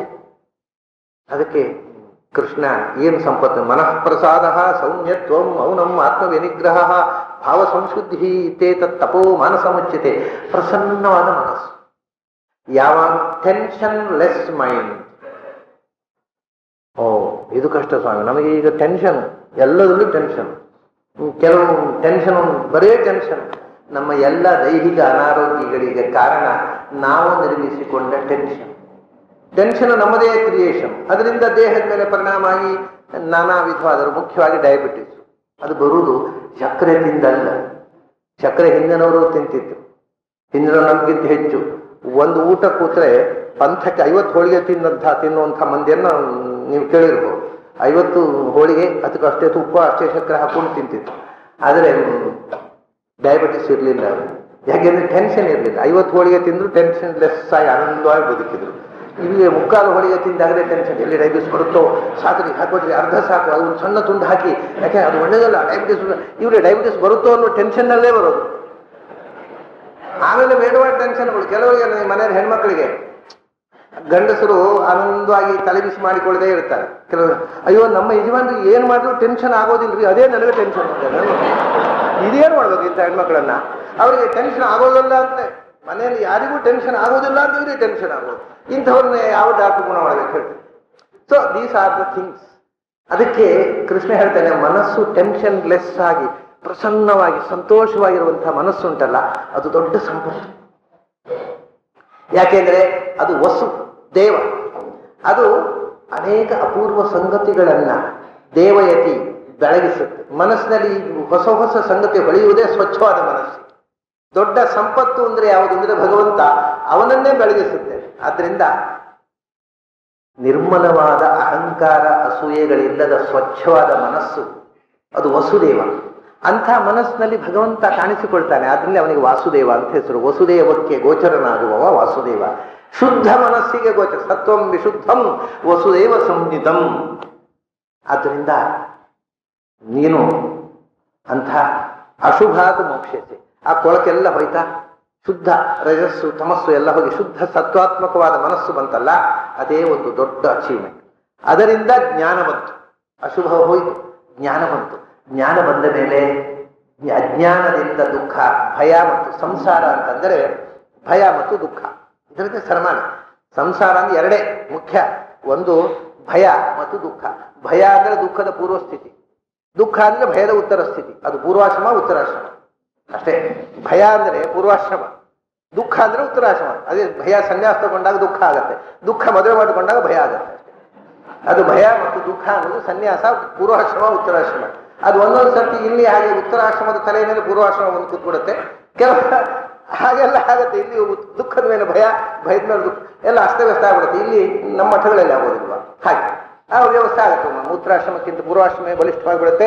ಪೂರ್ವಾಶ್ರಮದವ್ರು ಹೇಳಿದಾಗ ಉತ್ತರಾಶ್ರಮದಲ್ಲಿ ಕೇಳಿಕೊಂಡು ಅವ್ರು ಹೇಳಿದ ಹಾಗೆ ನೋಡ್ಕೊಂಡು ನಾರಾಯಣ ನಾರಾಯಣ ಹೇಳ್ಕೊಂಡು ಸುಮ್ಮನೆ ಕೊಡುವ ಅದಕ್ಕಿಂತ ಮಾತಾಡುವಾಗ ಇದು ಹಾಗೂ ಆಗತ್ತೆ. ಏನ್ ಮಾಡೋದು? ಭಯ ಮತ್ತು ದುಃಖ ಅನ್ನೋದು ಸಂಸಾರದ ಎರಡು ಮುಖಗಳು. ಅಜ್ಞಾನದ ಇದಕ್ಕೆ ಮೂಲ. ಅಜ್ಞಾನದಿಂದ ಭಯ, ಭಯ ಅಂದ್ರೆ ಈಗ ನೋಡಿ, ಕತ್ತಲು ಹೊತ್ತು ರಾತ್ರಿ ಹೊತ್ತು ಹೋಗ್ತಾ ಇದ್ದೀವಿ, ಕಾಲದಲ್ಲಿ ಏನಾದ್ರು ಉಂಟೋ ಏನೋ, ಹಾವು ಇವು ಹರಿಯೋದೇನಾದ್ರೂ ಇದ್ರೆ ಭಯ. ಅಂದ್ರೆ ಭಯ ಅಂದ್ರೆ ಹಾವು ಇದ್ರೆ ಅದು ಕಚ್ಚುತ್ತೆ, ಕಚ್ಚಿದ್ರೆ ವಿಷಯ ಇರುತ್ತೆ, ವಿಷಯ ಇದ್ರೆ ನಾನು ಸಾಯ್ತೇನೆ ಅನ್ನುವ ಆ ದುಃಖದ ನಿರೀಕ್ಷೆ ಭಯ. ದುಃಖ ಇಲ್ಲ, ಹಾವು ಇಲ್ಲ, ಅಲ್ಲಿ ಕಚ್ಚಲಿಲ್ಲ, ಆದ್ರೆ ಉಂಟೋ ಏನೋ, ಕಚ್ಚುತ್ತೋ ಏನೋ, ಕಚ್ಚಿದ್ರೆ ಸಾಯ್ತೇನೆ, ಆ ದುಃಖದ ನಿರೀಕ್ಷೆ ಭಯ. ಭಯದ ಇಂಪ್ಲಿಮೆಂಟೇಷನ್ ದುಃಖ. ಅದಕ್ಕೆ ಹೇಳಿದ್ರೆ ಒಂದು ಪೂರ್ವಾಶ್ರಮ, ಒಂದು ಉತ್ತರಾಶ್ರಮ ಅಂತ. ಹಾಗಾಗಿ ಜೀವನ ಅಂದ್ರೆ ಇವೇ ಎರಡು, ಹೆದರ್ಕೊಳ್ಳೋದು. ಇದು ಎರಡಕ್ಕೂ ಕಾರಣ ಅಜ್ಞಾನ. ಯಾಕಂದ್ರೆ ಹಾವುಂಟೋ ಏನೋ ಒಂದು ಸಂಶಯ ಬರ್ಬೇಕಾದ್ರೆ ಕತ್ತಲು ಇರ್ಬೇಕಲ್ಲ, ತಮಸ್ಸು, ಅಜ್ಞಾನ ಇರ್ಬೇಕು. ಅದೇ ಟಾರ್ಚ್ ಇದ್ರೆ ಹೆದರಿಕೆಲ್ಲಪ್ಪ, ಟಾರ್ಚ್ ಇದೆ ಬಾ, ಯಾಕೆ ಜ್ಞಾನ, ಬೆಳಕಿದೆ. ಹಗಲು ಹೊತ್ತು ಹೋಗುವಾಗ ಧೈರ್ಯ. ಹಾವು ಅಷ್ಟೇ ಅಲ್ಲಪ್ಪ, ಪೇಟೆ ಹೇಳಿ ಕೊಡುದಿಲ್ಲ, ಇಲ್ಲಾರು ಓಣಿ ಸಂಘದಲ್ಲಿ ಕೂತಿರ್ತಾರೆ, ಕುತ್ತಿಗೆ ಹಿಚ್ಚಿ ಕಿಸೆಯಲ್ಲಿದ್ದೆಲ್ಲ ಕೊಡು ಅಂತ ಹೇಳ್ಬಿಟ್ರೆ ಎಲ್ಲ ಹೆದರಿಕೆ, ಒಟ್ಟು ಭಯ, ಪ್ರತಿಯೊಂದೂ ಭಯ. ಭಯ ಅದೆಲ್ಲರೂ ಬಂದು ಕುತ್ತಿಗೆ ಹಿಚ್ಚಿಬಿಟ್ರೆ ದುಃಖ. ಸೊ ಭಯ ಮತ್ತು ದುಃಖ, ಭಯ ಮತ್ತು ದುಃಖ, ಇದೇ ಸಂಸಾರ ಅಂತಂದ್ರೆ. ಜ್ಞಾನ ಬಂತು ಅಂತಂದ್ರೆ ಭಯವೂ ಇಲ್ಲ, ದುಃಖವೂ ಇಲ್ಲ. ಅದು ಅಭಯ ಆನಂದ. ಅದರಿಂದ ಅಶುಭ ಅಂತಂದ್ರೆ ಮೊದಲು ಅಜ್ಞಾನದಿಂದ ನಿವೃತ್ತಿ, ಆಮೇಲೆ ಅದರಿಂದ ಭಯದಿಂದ ನಿವೃತ್ತಿ, ಆಮೇಲೆ ಅದರಿಂದ ದುಃಖದಿಂದ ನಿವೃತ್ತಿ. ಅರ್ಥಾತ್ ಅಶುಭಾತ್ ಸಂಸಾರಾತ್ ಮೋಕ್ಷತೆ. ಸಂಸಾರದಿಂದ ನಿವೃತ್ತಿ, ಭಗವಂತನ ಕಡೆ ಹೋಗಿ ಸೇರುವುದು. ಈ ಒಂದೊಂದು ಶಬ್ದವನ್ನ ಹೀಗೆ ಎಳೆ ಎಳೆಯಾಗಿ, ಪದರು ಪದರಾಗಿ, ಹಂತ ಹಂತವಾಗಿ ಅರ್ಥ ಮಾಡ್ಕೋಬೇಕು. ಅಶುಭಾತ್ ಕೆಟ್ಟದ್ದರಿಂದ, ಮೋಕ್ಷಸೆ ಬಿಡುಗಡೆ ಹೊಂದುತ್ತೀಯಾ ಅಂತ ಚಿಂತನೆ ಹೇಳಿಬಿಟ್ರೆ ಭಗವದ್ಗೀತೆ ಏನೂ ತಿಳಿಯೋದಿಲ್ಲ. ಇದಂತು ತೇ ಗುಹ್ಯತಮಂ ಪ್ರವಕ್ಷ್ಯಾಮ್ಯನಸೂಯವೇ ಜ್ಞಾನಂ ವಿಜ್ಞಾನ ಸಹಿತಂ ಯಜ್ಞತ್ವಾ ಮೋಕ್ಷಸೆ ಅಶುಭಾತ್. ಸರಿ, ಅಶುಭದಿಂದ ಬಿಡುಗಡೆಯಾಯಿತು, ದುಃಖದಿಂದ, ಅಜ್ಞಾನದಿಂದ, ಭಯದಿಂದ, ಒಟ್ಟು ಸಂಸಾರದಿಂದಲೇ, ಭವದಿಂದಲೇ. ಅಶುಭಾತ್ ಭವಾತ್. ಶುಭ ಅಂದ್ರೆ ಜ್ಞಾನಾನಂದಮಯವಾದ ಸ್ಥಿತಿ, ಅಜ್ಞಾನ ಅನಾನಂದಮಯವಾದ ಈ ಸ್ಥಿತಿಯಿಂದ. ಇದು ಅಶುಭ, ಪಾಂಚಭೌತಿಕವಾದ ಈ ಶರೀರದಿಂದ ಬಿಡುಗಡೆ. ಪಾಂಚಭೌತಿಕವಾದ ಸ್ಥೂಲ ಶರೀರ ಇತ್ತು, ಮಣ್ಣು ನೀರು ಬೆಂಕಿ ಗಾಳಿ ಆಕಾಶ ಇವು ಸೇರಿ ದೇಹ ಆಯಿತು. ಅದು ಮಣ್ಣು ನೀರು ಅದಕ್ಕೆ ಸೇರಿತು, ಪುನಃ ಬಂತು, ಪುನಃ ಸೇರಿತು, ಪುನಃ ಬಂತು, ಹೋಗ್ತದೆ ಬರ್ತದೆ, ಹೋಗ್ತದೆ ಬರ್ತದೆ. ಅದು ಪರ್ಮನೆಂಟ್ ಆಗಿ ಹೋಯಿತು ಅಂದ್ರೆ ಅಶುಭಾತ ಮೋಕ್ಷ. ಮತ್ತೊಮ್ಮೆ ಪಂಚಭೂತಾತ್ಮಕವಾದ ದೇಹದೊಳಗೆ ಪ್ರವೇಶ ಮಾಡಲಿಕ್ಕೆ ನಾವು ಮಾಡಬೇಕಾದ ಪರಿಸ್ಥಿತಿ ಬಾರದೇ ಇರುವುದು, ಚರ್ಮದೇಹ ಪಾತ ಉಂಟಲ್ಲ, ಅದೇ ಅಶುಭದ ಮೋಕ್ಷ. ಇರದೇ ಇದ್ರೆ ಅಶುಭದ ಮೋಕ್ಷ ಅಲ್ಲ, ಮತ್ತೆ ಪುನಃ ಉಂಟಲ್ಲ ದೇಹ, ಅಲ್ಲಿಗೆ ಮುಗಿಲಿಲ್ಲ, ಅದರೊಳಗೆ ಮತ್ತೊಂದು ಅಶುಭ ಕೂತಿದೆ. ಒಂದು ಅಶುಭ ಹೋಯಿತು, ಸ್ಥೂಲ ಶರೀರ. ಸೂಕ್ಷ್ಮ ಶರೀರ ಉಂಟು ಒಳಗೆ, ಅದು ಪಂಚಭೌತಿಕವೇ. ಏರಿಯಲ್ ಬಾಡಿ ಅಂತಾರೆ, ಸಟಲ್ ಬಾಡಿ ಅಂತಾರೆ. ಕಿರಿಲಿಯನ್ ಫೋಟೋಗ್ರಫಿ, ರಷ್ಯಾದ ಸೈಂಟಿಸ್ಟ್ಗಳು ಫೋಟೋ ಬೇರೆ ತೆಗೆದು ಬಿಟ್ಟಿದ್ದಾರೆ ಅದರದ್ದು. ಸೂಕ್ಷ್ಮ ಶರೀರ ಅದು ಇದಕ್ಕಿಂತ ವಾಸಿ. ಯಾಕೆಂದ್ರೆ ಈ ಶರೀರ ಸ್ಥೂಲ ಶರೀರಕ್ಕೆ ಬಹಳ ಲಿಮಿಟೆಡ್ ಆದ ಶಕ್ತಿ ಇರುವುದು. ಅದು ಒಂದ್ ಕಡೆ ಹೋಗ್ಬೇಕಾಗಿದ್ರೆ ಈ ಸ್ಥೂಲ ಶರೀರ ಹೊತ್ಕೊಂಡೇ ಹೋಗ್ಬೇಕಾ ಜೀವ ಇದರೊಳಗಿರುವಾಗ. ಬಹಳ ಅಂದ್ರೆ ಅತ್ಯಂತ ವೇಗವಾಗಿ ಅಂದ್ರೆ ವಿಮಾನದಲ್ಲಿ ಹೋಗೋದು, ಬಹಳ ವೇಗ ಈ ಸ್ಥೂಲ ಶರೀರ. ಅದಕ್ಕಿಂತ ಫಾಸ್ಟ್ ಆಗಿ ಹೋಗ್ಲಿಕ್ಕೆ ಆಗೋದಿಲ್ಲ ಇವತ್ತು. ಹಿಂದಿನ ಕಾಲದಲ್ಲಿ ಬಹಳ ವೇಗ ಹೋಗುವಾಗ ಕುದುರೆ ಮೇಲೆ ಹೋಗ್ತಿದ್ರು. ಅದಕ್ಕೆ ಕುದುರೆಗೆ ಅಶ್ವ ಅಂತ ಹೆಸರು. ಅಶ್ವ ಅಂದ್ರೆ ಅತ್ಯಂತ ವೇಗವಾಗಿ ಓಡುವ ಪ್ರಾಣಿ ಅಂತ. ಕುದುರೆಗೆ ಯಾಕೆ ಹೆಸರಿಟ್ರು ಅಂದ್ರೆ ನಾವು ವೇಗವಾಗಿ ಹೋಗ್ಬೇಕಾದ್ರೆ ಅದನ್ನು ಬಳಸ್ತೇವೆ. ಅದಕ್ಕಿಂತ ವೇಗವಾಗಿ ಹೋಗುವ ಪ್ರಾಣಿ ಇಲ್ಲ ಅಂತಲ್ಲ. ಗರುಡ ಇದೆ, ಜಿಂಕೆ ಇದೆ, ಅದು ನಾವು ಸವಾರಿ ಮಾಡ್ಲಿಕ್ಕಾಗತ್ತಾ? ಗರುಡ ಧ್ವಜ ಹೋಗ್ತಾನೆ, ನಮಗೆ ಹೋಗ್ಲಿಕ್ಕಾಗತ್ತಾ ಗರುಡನ ಮೇಲೆ? ಅದಕ್ಕೆ ನಾವು ಹೋಗುವ ವಾಹನಗಳಲ್ಲಿ the fastest vehicle that we can use is horse. Was horse, not is. ಹಿಂದೆ ನಾವು ಅತ್ಯಂತ ವೇಗವಾಗಿ ಹೋಗ್ಲಿಕ್ಕೆ ಉಪಯೋಗಿಸ್ತಾಗಿರ್ತಕ್ಕಂಥ ವಾಹನ ಕುದುರೆ. ಆದ್ರಿಂದ ಅದಕ್ಕೆ ಅಶ್ವ ಅಂತ ಹೇಳಿದ್ರು. ಇವತ್ತೆಲ್ಲಾರು ಸಂಸ್ಕೃತ ಭಾಷೆ ಹುಟ್ಟುತ್ತಿದ್ರೆ ವಿಮಾನಕ್ಕೆ ಅಶ್ವ ಅಂತ ಹೇಳಿದ್ರು. ಯಾಕಂದ್ರೆ ಅಶ್ವ ಅಂದ್ರೆ ಅತ್ಯಂತ ವೇಗವಾಗಿ ಹೋಗುವಂತಹ ವಾಹನ ಅಂತ ಅರ್ಥ. ಅದು ವಿಮಾನ ಅಶ್ವ. ಅವಾಗ ವಿಮಾನವೇ ಅವರಿಗೆ ಚಾಲ್ತಿಯಲ್ಲಿ ಇರಲಿಲ್ಲ. ವಿಮಾನ ಗೊತ್ತಿತ್ತು, ವ್ಯೋಮಯಾನಂ ವಿಮಾನ ಅಂತ ಹೇಳ್ತಾರೆ. ಅಷ್ಟೇ ಅಲ್ಲ, ಭರದ್ವಾಜ ಮುನಿಗಳು ಬರೆದಿರತಕ್ಕಂಥ ವಿಮಾನ ಶಾಸ್ತ್ರ ಅನ್ನುವ ಸಂಸ್ಕೃತ ಪುಸ್ತಕ ಸಿಕ್ಕಿದೆ. ಅವರು ಎಲ್ಲ ವಿಮಾನ ಮಾಡುವುದು ಹೇಗೆ ಅಂತೆಲ್ಲ ಬರೆದಿಟ್ಟಿದ್ದಾರೆ. ಹಾಗೆ ಬರೆದಿಡ್ಬೇಕಾದ್ರೆ ಗೊತ್ತಿರಬೇಕು. ಆದರೆ ಇವತ್ತಿನಷ್ಟು ವ್ಯಾಪಕವಾಗಿ ಅದು ಬಳಕೆಯಲ್ಲಿರಲಿಲ್ಲ. ಋಷಿಗಳು ಅದನ್ನು ಬಳಕೆಗೆ ತರಲಿಲ್ಲ. ಯಾಕೆಂದ್ರೆ ಮಟೀರಿಯಲ್ ಸೈನ್ಸ್ ಇದನ್ನ ಒಬ್ರು ಸುಬ್ರಾಯ ಶಾಸ್ತ್ರಿಗಳು ಅವರು ಒಂದ್ ಕಡೆ ಅವರಿಗೆ ಋಷಿಗಳು ದರ್ಶನ ಕೊಟ್ಟು ಹೀಗೆ ಹೇಳಿದ್ರು ಅಂತ ಅವ್ರು ತನ್ನ ಜೀವನ ಚರಿತ್ರೆ ಹೇಳ್ಕೊಳ್ತಾರೆ. ಭೌತಿಕ ವಿಜ್ಞಾನ, ಮಟೀರಿಯಲ್ ಸೈನ್ಸ್ ನಮಗೆ ಗೊತ್ತಿತ್ತಪ್ಪ. ಒಮ್ಮೆ ಋಷಿಗಳು ದರ್ಶನ ಕೊಟ್ಟು ಸುಬ್ರಾಯ ಶಾಸ್ತ್ರಿಗಳಿಗೆ ಕಾಡಿನಲ್ಲಿ ಅವ್ರು ಹೇಳ್ತಾರೆ, ಭೌತಿಕ ವಿಜ್ಞಾನ ಭಾರತದ ಋಷಿಗಳಿಗೆ ಗೊತ್ತಿದೆ, ಅದು ಪಾಶ್ಚಾತ್ಯರಿಗೆ ಮಾತ್ರ ಗೊತ್ತು, ನಮ್ಮದು ಬರೇ ಬ್ರಹ್ಮ ವಿಜ್ಞಾನ ಅಲ್ಲ. ನಮಗೆ ಭೌತ ವಿಜ್ಞಾನ ಗೊತ್ತಿದೆ, ಆದರೆ ನಾವು ಅದನ್ನು ಬಳಕೆಗೆ ತರಲಿಲ್ಲ. ಯಾಕೆಂದರೆ ಮಟೀರಿಯಲ್ ಸೈನ್ಸ್ ಈಸ್ ಡಿಸ್ಟ್ರಕ್ಟಿವ್, ಅದು ಪ್ರಪಂಚ ನಾಶಕ್ಕೆ ಕಾರಣವಾಗುತ್ತೆ, ಅದರಿಂದ ಬೇಡ ಅಂತ ನಾವು ಅದನ್ನು ರಿವೀಲ್ ಮಾಡಲಿಲ್ಲ ಅಂತ ಹೇಳ್ತಾರೆ. ನಾವು ಇವತ್ತು ಅದನ್ನು ಪ್ರತ್ಯಕ್ಷ ಅನುಭವಿಸ್ತಾ ಇದ್ದೇವೆ, ಅವರ ಮಾತು ಎಷ್ಟು ಸತ್ಯ. ಮಟೀರಿಯಲ್ ಸೈನ್ಸ್ ಇಸ್ ಡಿಸ್ಟ್ರಕ್ಟಿವ್, ಅದು ಕನ್ಸ್ಟ್ರಕ್ಟಿವ್ ಅಲ್ಲ, ಅದು ನಾಶಕ್ಕೆ, ಪ್ರಪಂಚ ನಾಶಕ್ಕೆ ಕಾರಣವಾಗುತ್ತೆ. ಇವತ್ತು ಒಂದೊಂದು ದೇಶದವರು ಈ ಪ್ರಪಂಚವನ್ನು 16 ಬಾರಿ ನಾಶ ಮಾಡ್ಲಿಕ್ಕೆ ಬೇಕಾಗುವಷ್ಟು ಬಾಂಬ್ ಮಾಡಿಟ್ಕೊಂಡು ಕೂತಿದ್ದಾರೆ. ಅವಾಗ ಎಷ್ಟು ಡಿಸ್ಟ್ರಕ್ಟಿವ್ ಅನ್ನೋದು ನಮಗೆ ಇವತ್ತು ಅರ್ಥ ಆಗಿದೆ. ಅದನ್ನು ಈ ಪ್ರಾಚೀನ ಋಷಿಗಳು ಹಾಗೆ ಹೇಳ್ತಾರೆ. ನಮಗೆ ಗೊತ್ತಿದೆ ವಿಜ್ಞಾನ, ನಾವು ಹೇಳೋಲ್ಲ ಅದನ್ನು. ಯಾಕೆಂದ್ರೆ ನಿಮಗೆ ಹೇಳಿಕೊಟ್ರೆ ನೀವು ನಿಮ್ಮ ಹೊಡೆದಾಡಿಕೊಳ್ಳಿಕ್ಕೆ ಅದನ್ನು ಉಪಯೋಗಿಸ್ತೀರಿ, ಆತ್ಮೋದ್ಧಾರಕ್ಕೆ ಉಪಯೋಗಿಸೋದಿಲ್ಲ, ಅದಕ್ಕೋಸ್ಕರ ಬೇಡ ನಾವು ಹೇಳೋದು. ಅದನ್ನ ಇವರು ವಿಜ್ಞಾನ ಅಂದ್ರೆ ಭಗವದ್ ವಿಷಯಕವಾದ ಜ್ಞಾನವೇ. ಈ ಮಟೀರಿಯಲ್ ಸೈನ್ಸ್ ಅನ್ನು ವಿಜ್ಞಾನ ಅಂತ ಪ್ರಾಚೀನ ಹೋಗ್ತದೆ. ನಮ್ಗೆ ಇವತ್ತು ಫಿಸಿಕ್ಸು ಕೆಮಿಸ್ಟ್ರಿ, ವಿಜ್ಞಾನ ಅಂದ್ರೆ ಬೇರೆ ವಿಶೇಷಣ, ಕೆಮಿಸ್ಟ್ರಿ ಫಿಸಿಕ್ಸ್ ಬೇರೆ. ಅವರಿಗೆ ಅದು ವಿಜ್ಞಾನವೇ ಅಲ್ಲ, ಅದು ಡಿಸ್ಟ್ರಕ್ಟಿವ್ ಸೈನ್ಸ್. ನಮ್ಮ ಉದ್ಧಾರದ ಜ್ಞಾನ ಅದು ವಿಜ್ಞಾನ, ಭಗವದ್ ವಿಷಯ ಇದಂಬ. ಅದರಿಂದ ಯಜ್ಞಾತ್ವ ಅಶುಭದಿಂದ ಅಂದ್ರೆ ಪಂಚಭೂತಗಳಿಂದ ನಿರ್ಮಿತವಾದ ಈ ಶರೀರ ಹೋದ ಮೇಲೆ ಸೂಕ್ಷ್ಮ ಶರೀರ ಇರುತ್ತೆ. ಆ ಸೂಕ್ಷ್ಮ ಶರೀರ ನೋಡಿ, ಈ ದೇಹ ಆಕ್ಸಿಡೆಂಟ್ ಆಯಿತು, ಆಕ್ಸಿಡೆಂಟ್ ಆದ್ರೆ ಕೈಕಾಲು ಮುಡ್ಕೊಳ್ಬೋದಾ, ಅಥವಾ ಏನೋ ನರ್ವಸ್ ಡೆಬಿಲಿಟಿಯಿಂದ ಕಣ್ಣು ಕುರುಡಾಗಬಹುದು, ಪರೆ ಬಂದು ಕ್ಯಾಟ್ರಾಕ್ಟ್ ಬಂದು ಕಣ್ಣು ಕುರುಡಾಗಬಹುದು, ಆಕ್ಸಿಡೆಂಟ್ನಲ್ಲಿ ಕೈಕಾಲು ಹೋಗಬಹುದು, ಈ ಅಂಗವಿಕಲ ಆಗಬಹುದು, ಕುರುಡ ಆಗಬಹುದು, ಮೂಕ ಆಗಬಹುದು, ಕಿವುಡ ಆಗಬಹುದು, ಪುಟ್ಟ ಮೂಕ ಕುರುಡ ಆಗಬಹುದು. ಈ ಕುರುಡು, ಮೂಕತನ, ಕಿವುಡು, ಕೈಕಾಲಿಲ್ಲದೆ ಇರುವುದು, ಅಂಗವೈಕಲ್ಯ ಅನ್ನೋದು ಸ್ಥೂಲ ಶರೀರಕ್ಕೆ ಮಾತ್ರ ಸಂಬಂಧಪಟ್ಟದ್ದು. ಸೂಕ್ಷ್ಮ ಶರೀರದಲ್ಲಿ, ಈ ಸೂಕ್ಷ್ಮ ಶರೀರದಲ್ಲಿ ಅಂಗವೈಕಲ್ಯ ಇಲ್ಲ. ಈ ಕುರುಡು ದೇಹದ ಒಳಗಿರತಕ್ಕಂತಹ ಜೀವದ ಸೂಕ್ಷ್ಮ ಶರೀರಕ್ಕೆ ಕಣ್ಣಿದೆ. ಆ ಜೀವ ಈ ದೇಹದಿಂದ ಹೊರಟು ಹೋದ ಮೇಲೆ ಅದು ಕಾಣಬಲ್ಲ. ನೋಡಿ ಈ ಲಿಮಿಟ್. ಅದು ಅಷ್ಟೇ ಅಲ್ಲ, ನಮಗೆ ಈಗ ಹೋಗ್ಬೇಕಾದ್ರೆ ವಿಮಾನದಲ್ಲೇ ಹೋಗುದು ಬಹಳ. ಅಂದ್ರೆ ಸೂಕ್ಷ್ಮ ಶರೀರದಿಂದ ಜೀವ ಇಲ್ಲಿಂದ ಲಕ್ಷಾಂತರ ಮೈಲು ದೂರಕ್ಕೆ within no time it can travel. ಎಷ್ಟು ದೂರ ಹೋಗಬೇಕಾದ್ರೂ ಪ್ರಯಾಣ ಮಾಡೋದು ಅಂದ್ರೆ ಕ್ಷಣಾರ್ಧದಲ್ಲಿ ಪ್ರಯಾಣ ಮಾಡುವುದು. ಸೂಕ್ಷ್ಮ ಶರೀರಕ್ಕೆ ಅಷ್ಟು ವೇಗ ಇದೆ, ಅಷ್ಟು ಕೆಪಾಸಿಟಿ ಇದೆ, ಅದು ಕಾಣಬಲ್ಲದು. ಈ ಕಣ್ಣು ಕುರುಡನ ಸೂಕ್ಷ್ಮ ಶರೀರ. ಒಬ್ಬ ಕುರುಡ ಸತ್ತು ಈ ದೇಹದಿಂದ ಹೊರಕ್ಕೆ ಹೋದರೆ ಅವನಿಗೆ ಕಣ್ಣು ಕಾಣಿಸುತ್ತೆ, ಅವನು ನೋಡ್ತಾನೆ, ಅವನಿಗೆ ನಾವೆಲ್ಲ ಕಾಣ್ತೇವೆ, ನಮಗೆ ಅವನು ಕಾಣೋಲ್ಲ ಅಷ್ಟೇ. ಯಾಕಂದ್ರೆ ಅದು ಸೂಕ್ಷ್ಮ ಶರೀರ. ಸ್ಥೂಲ ದೇಹದಿಂದ ಸೂಕ್ಷ್ಮ ಶರೀರ ಕಾಣೋಲ್ಲ, ಸೂಕ್ಷ್ಮ ದೇಹದಿಂದ ಸ್ಥೂಲ ಶರೀರ ಕಾಣುತ್ತೆ. ನಾವು ಮಾತಾಡುವುದು ಕೇಳುತ್ತೆ ಅವನಿಗೆ, ನಾವು ಕಾಣ್ತೇವೆ, ಆದರೆ ಅವನು ಮಾತಾಡಿದ್ದು ನಮಗೆ ಕೇಳೋಲ್ಲ, ಅವನ ರೂಪ ನಮಗೆ ಕಾಣುತ್ತೆ. ಹಾಗಾಗಿ ಸೂಕ್ಷ್ಮ ಶರೀರ ಅನ್ನೋದು ಇದಕ್ಕಿಂತ ಹೆಚ್ಚು ಸಮರ್ಥವಾಗಿರತಕ್ಕಂತಹ ಸೂಕ್ಷ್ಮ ಶರೀರ ಸತ್ತ ಮೇಲೂ ಜೀವನಿಗೆ ಇರುತ್ತೆ. ಆದ್ರೆ ಅದು ಆಕ್ಸಿಡೆಂಟ್ ಆಗುದಿಲ್ಲ, ಬಸ್ ನಡಿ ಬಿದ್ದು ಏನು ಆಗುದಿಲ್ಲ. ಸೂಕ್ಷ್ಮ ಶರೀರ ಸೆಟಲ್ ಬಾಡಿ ಅದು ಈ ಗೋಡೆಯ ಒಳಗಿನಿಂದ ಪಾಸ್ ಆಗುದು. ಹಾಗಾದ್ರೆ ಅದು ಎಷ್ಟು ಸೂಕ್ಷ್ಮತೆಗೆ ಗೋಡೆಯ ಮಧ್ಯದಲ್ಲಿ, ನಾವು ಕಾಂಕ್ರೀಟ್ ಗೋಡೆಯ ಮಧ್ಯದಲ್ಲಿ ಇರತಕ್ಕಂಥ ಸ್ಪೇಸ್ ನಲ್ಲಿ ಹೋಗಬಹುದು, ಅಷ್ಟು ಸೂಕ್ಷ್ಮವಾದ ಬಾಡಿ ಅದು. ಆದಾಗಿ ಆ ದೇಹವು ಅದು ಅಶುಭವೇ. ಮೋಕ್ಷಸೇ ಅಶುಭಾತ್, ಅದು ಹೋದ್ರೂ ಹೋಗಲ್ಲ ಸ್ವಾಮಿ. ನಮ್ಮ ಅಜ್ಞಾನ ಇರುವುದೆಲ್ಲಿ ಗೊತ್ತಾ? ಲಿಂಗ ದೇಹದಲ್ಲಿ. ಇದೆರಡು ಹೋದ್ರು ಅಜ್ಞಾನ ಹೋಗೋದೆಲ್ಲ ಕೂತ್ ಬಿಡುತ್ತೆ, ಲಿಂಗ ದೇಹದಲ್ಲಿ ಕೂತಿರುತ್ತೆ. ಅಜ್ಞಾನ ಹೋಗದೆ ಪೂರ್ತಿ ಜ್ಞಾನ ಆನಂದಗಳಿಲ್ಲೇ ಇಲ್ಲ. ಮೋಕ್ಷಸೇ ಅಶುಭಾತ್, ಲಿಂಗ ಶರೀರದಿಂದಲೂ ಬಿಡುಗಡೆ. ಹಾಗಾದ್ರೆ ಈ 3 ದೇಹಗಳು ಹೋಗ್ಬೇಕು. ಮೂರು ಕೋಟಿಂಗ್ ಇದೆ ನೋಡಿ ಈ ಜೀವಕ್ಕೆ. ಒಂದು ಲಿಂಗ ದೇಹ ಬನಿಯನು, ಅದರ ಮೇಲೆ ಸೂಕ್ಷ್ಮ ಶರೀರ ಅಂಗಿ, ಅದರ ಮೇಲೆ ಸ್ಥೂಲ ಶರೀರ ಕೋಟು.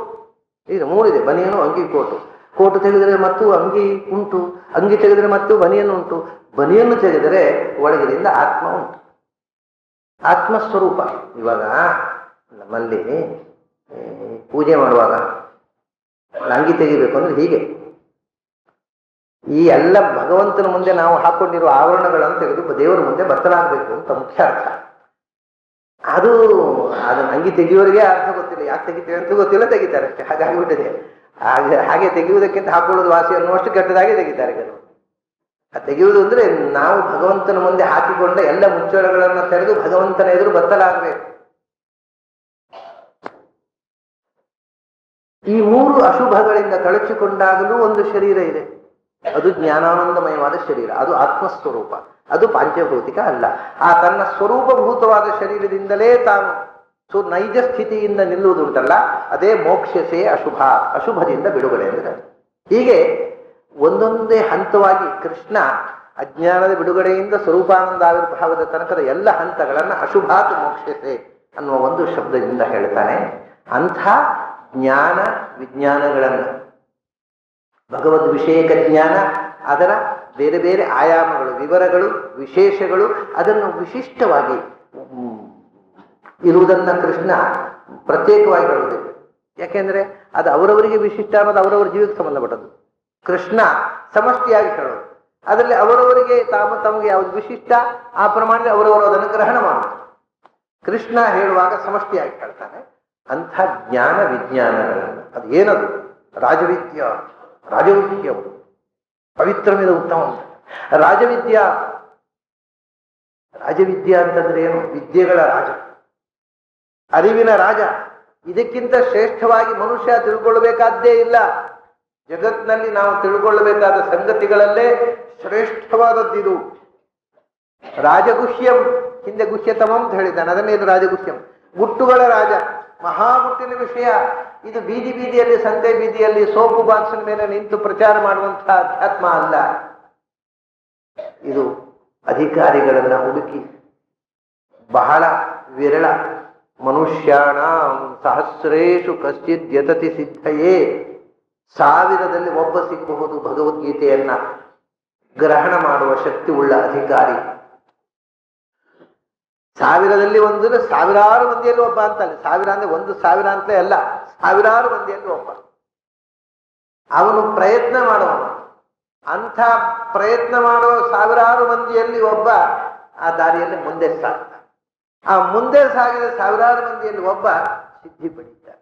ಅದರಿಂದ ಇದು ಎಲ್ಲರಿಗೂ ಸಂತೆಯಲ್ಲಿ ಮಾರಾಟ ಮಾಡುವ ಸ್ವತ್ತಲ್ಲ, ಎಲ್ಲರಿಗೆ ದಕ್ಕುವಂಥದ್ದು ಅಲ್ಲ, ಕೊಟ್ಟರೂ ತಿಳಿಯುವಂಥದ್ದಲ್ಲ. ಕೊಟ್ರೆ ಮಂಗನ ಕೈಯಲ್ಲಿ ಮಾಣಿಕ್ಯ ಕೊಟ್ಟ ಹಾಗೆ ವ್ಯರ್ಥವಾಗಲ್ಲ. ಇದು ಎಂದೂ ವ್ಯರ್ಥ ಆಗಬಾರದು. ಆದ್ದರಿಂದ 2 ವಿಧ, ಒಂದು ಅಸೂಯೆಯಿಂದ ಅಪಾರ್ಥ ಮಾಡುವುದು, ಒಂದು ಅಜ್ಞಾನದಿಂದ ವ್ಯರ್ಥ ಉಳಿಸುವುದು. ಜಿಜ್ಞಾಸಿ, ಇದು ಎರಡೂ ಆಗಬಾರದು. ಅದಕ್ಕೋಸ್ಕರವೇ ನೀನು ಜಿಜ್ಞಾಸು ಇದ್ದಿ, ನೀನು ನಿರಹಂಕಾರಿ ಇದ್ದಿ, ನೀನು ಅನಸೂಯಿ ಇದ್ದಿ. ಆದ್ರಿಂದ ನಿನಗೆ ಇಂಥ ಅತ್ಯಂತ ರಹಸ್ಯವಾದ ಜ್ಞಾನಗಳಲ್ಲಿ ಶ್ರೇಷ್ಠವಾದ ಜ್ಞಾನ, ಇದಕ್ಕೆ ಮಿಗಿಲಾದ ಜ್ಞಾನ ಇಲ್ಲ. ಎಲ್ಲ ವಿಜ್ಞಾನ ಇದರೊಳಗೆ ಅಂತರ್ಭಾವ ಆಗಿದೆ. ಇವತ್ತು ನೀವು ಏನು ಮಾಡರ್ನ್ ಸೈನ್ಸ್ ಅಂತ ನಾವು ಹೇಳ್ತೇವೆ, ಅದು ಎಲ್ಲವೂ ಈ ವಿಜ್ಞಾನದಲ್ಲಿ ಅಂತರ್ಗತವಾಗಿದೆ. ಭಗವದ್ ವಿಜ್ಞಾನದಲ್ಲಿ, ವೇದಾಂತ ವಿಜ್ಞಾನ ಸುನಿಶ್ಚಿತಾರ್ಥ, ಈ ವಿಜ್ಞಾನದಲ್ಲಿ ಆ ವಿಜ್ಞಾನ ಅಂತರ್ಗತವಾಗಿದೆ. ಅದು ಹೇಗೆ ಅನ್ನೋದನ್ನ ಮುಂದೆ ಎಲ್ಲ ವಿಜ್ಞಾನ ಗೀತಾ ವಿಜ್ಞಾನದಲ್ಲಿ, ಭಗವದ್ ವಿಜ್ಞಾನದಲ್ಲಿ ಹೇಗೆ ಅಂತರ್ಗತವಾಗತ್ತೆ ಅನ್ನೋದನ್ನ ಮುಂದೆ ಪ್ರಸಂಗ ಬಂದಾಗ ಸ್ವಲ್ಪ ಸ್ವಲ್ಪ ನಾವು ಅದರ ವಿವರ ನೋಡೋಣ. ಅಂತೂ ಜ್ಞಾನಗಳಲ್ಲಿ ದೊಡ್ಡ ರಾಜವಿದ್ಯಾ, ರಾಜಗುಹ್ಯಂ ಮತ್ತೆ ಪವಿತ್ರಂ, ಇದು ಉತ್ತಮ. ನಮ್ಮನ್ನ ಹಿಂದೆ ಹೇಳಿದರೆ ಅಶುಭದಿಂದ, ಕೊಳೆಯಿಂದ ತೊಳೆಯುವಂತಹ ಸಾಧನ ಬೇಕಲ್ಲ. ನಮಗೆ ಮೈಯಲ್ಲಿ ಕೊಳೆ ಆದರೆ ಸೋಪ್ ಹಾಕೋತೇವೆ, ಸೋಪು ಒಂಥರ ಕೊಳೆ, ಅದು ಸುಣ್ಣ, ಮೈಯೆಲ್ಲ ಸುಡುವಂತಹ ಕೊಳೆ ಅದು ಗೊತ್ತಿಲ್ಲ. ಅದು ಪರಿಮಳಕ್ಕೆ ಮೋಹಕ್ಕೆ, ಈ ಪತಂಗಗಳು ದೀಪದ ಬಣ್ಣಕ್ಕೆ ಮೋಹ ಆಗಿ ಬಂದು ಬೀಳ್ತಾವಲ್ಲ, ಹಾಗೆ ಅದರ ಕಂಪು ನಮ್ಮನ್ನ ಮೋಸ ಮಾಡಿ ನಮಗೆ ಟೊಪ್ಪಿ ಹಾಕಿ ನಮ್ಮಿಂದ ವ್ಯಾಪಾರ ಮಾಡಬೇಕು ಅನ್ನೋದಕ್ಕೆಲ್ಲ ಒಳ್ಳೆ ಬಣ್ಣ ಕೊಟ್ಟು ಒಳ್ಳೆ ಕಂಪು ಸೆಂಟೆಡ್ ಮಾಡಿ ಸುಣ್ಣವನ್ನು ಮಾರ್ತಾರೆ.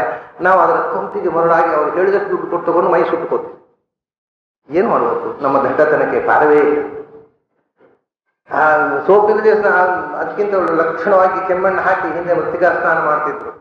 ಅದು ಸಕಲ ರೋಗ ನಿವಾರಕ. ಆದ್ರೆ ಯಾರಾದ್ರೂ ಮಣ್ಣು ಹಾಕೊಳ್ತಾರೆ, ಮಣ್ಣು ಹೋಗ್ಬೇಕು ಅಂತ ಸ್ನಾನ ಮಾಡಿ ಮಣ್ಣು ಹಾಕೋತಾರ ಅಂತ ಸೋಪೆ ಹಾಕೋತಾರೆ. ಹಾಕೊಳ್ರಿ, ಮೈ ಸುಟ್ಕೊಳ್ರಿ, ನಮಗೇನು ಆಕ್ಷೇಪ ಇಲ್ಲ ಬಿಟ್ಟು.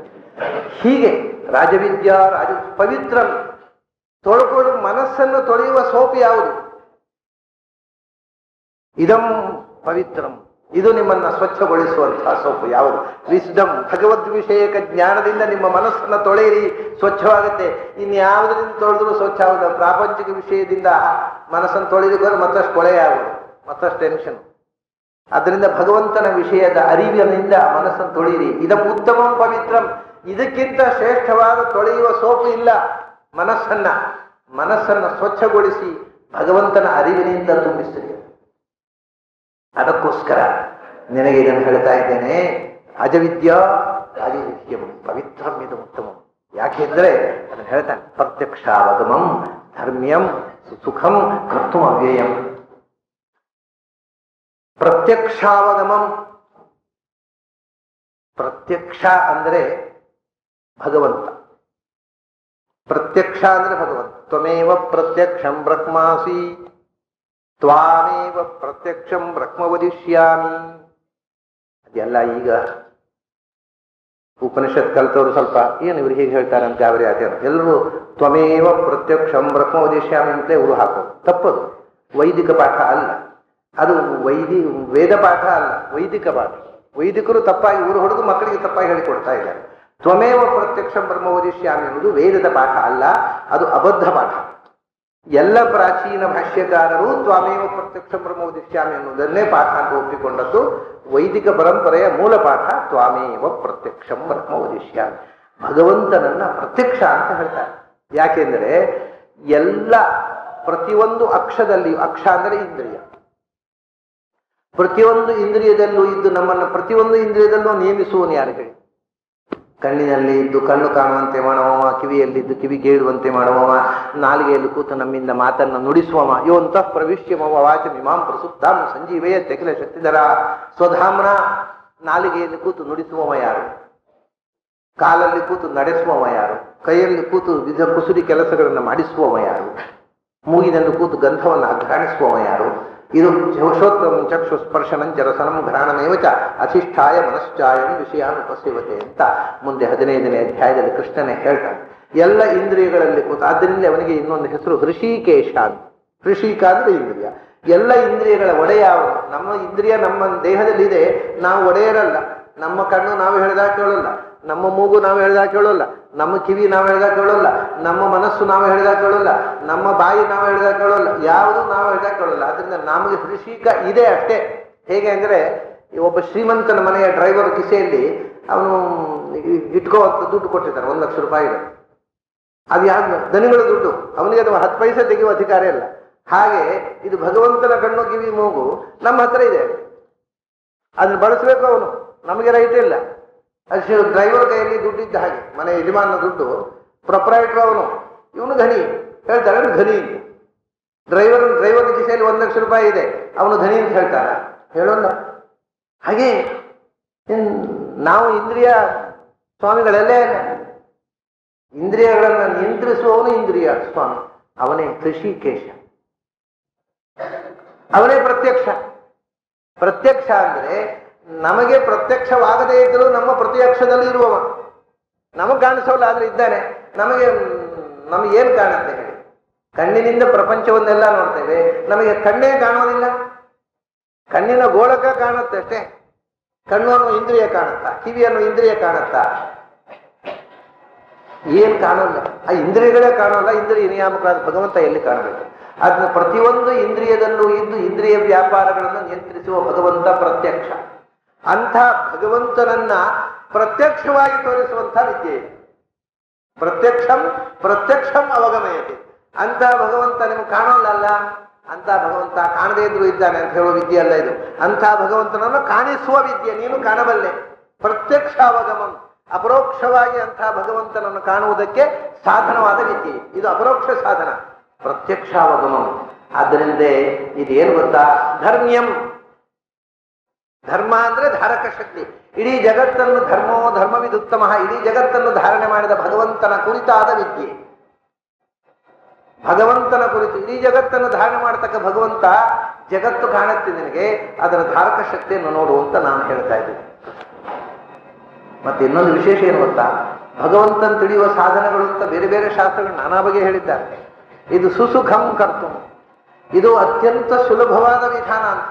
ಭಗವಂತನ ಉಪಾಸನೆಗೆ ಅತ್ಯಂತ ಸುಲಭವಾದ ವಿಧಾನ. ನಾನಾ ವಿಧವಾದ ಹಠಯೋಗಗಳಿವೆ. ಪ್ರಾಣಾಯಾಮದಿಂದ ಇಂದ್ರಿಯ ಮಾಡಿ ಯಮನಿವಾಸನ, ಪ್ರಾಣಾಯಾಮ, ಪ್ರತ್ಯಾಹಾರ, ಧಾರಣ, ಏನೇನೋ ಒದ್ದಾಟ ಪಟ್ಟು ಇಡೀ ಎಷ್ಟೋ ಜನ್ಮಗಳಲ್ಲಿ ಸಾಧನೆ ಮಾಡಿ ಕೊನೆಗೂ ಸಿದ್ಧಿ ಪಡೆಯದೆ ಕೈ ಚೆಲ್ಲಿದವರು. ಇದು ಅತ್ಯಂತ ಸುಲಭದ ವಿಧಾನ, ಎಲ್ಲರಿಗೂ ಸಾಧ್ಯವಾಗುವ ವಿಧಾನ. ಕಷ್ಟ ಇಲ್ಲದೆ ಸುಲಭದಲ್ಲಿ ಭಗವಂತನಂತೆ ಸುಸುಖಂ. ಸುಖಂ ಅಂದ್ರೆ ಅನಾಯಾಸದಿಂದ ಸಿಗುವಂಥದ್ದು.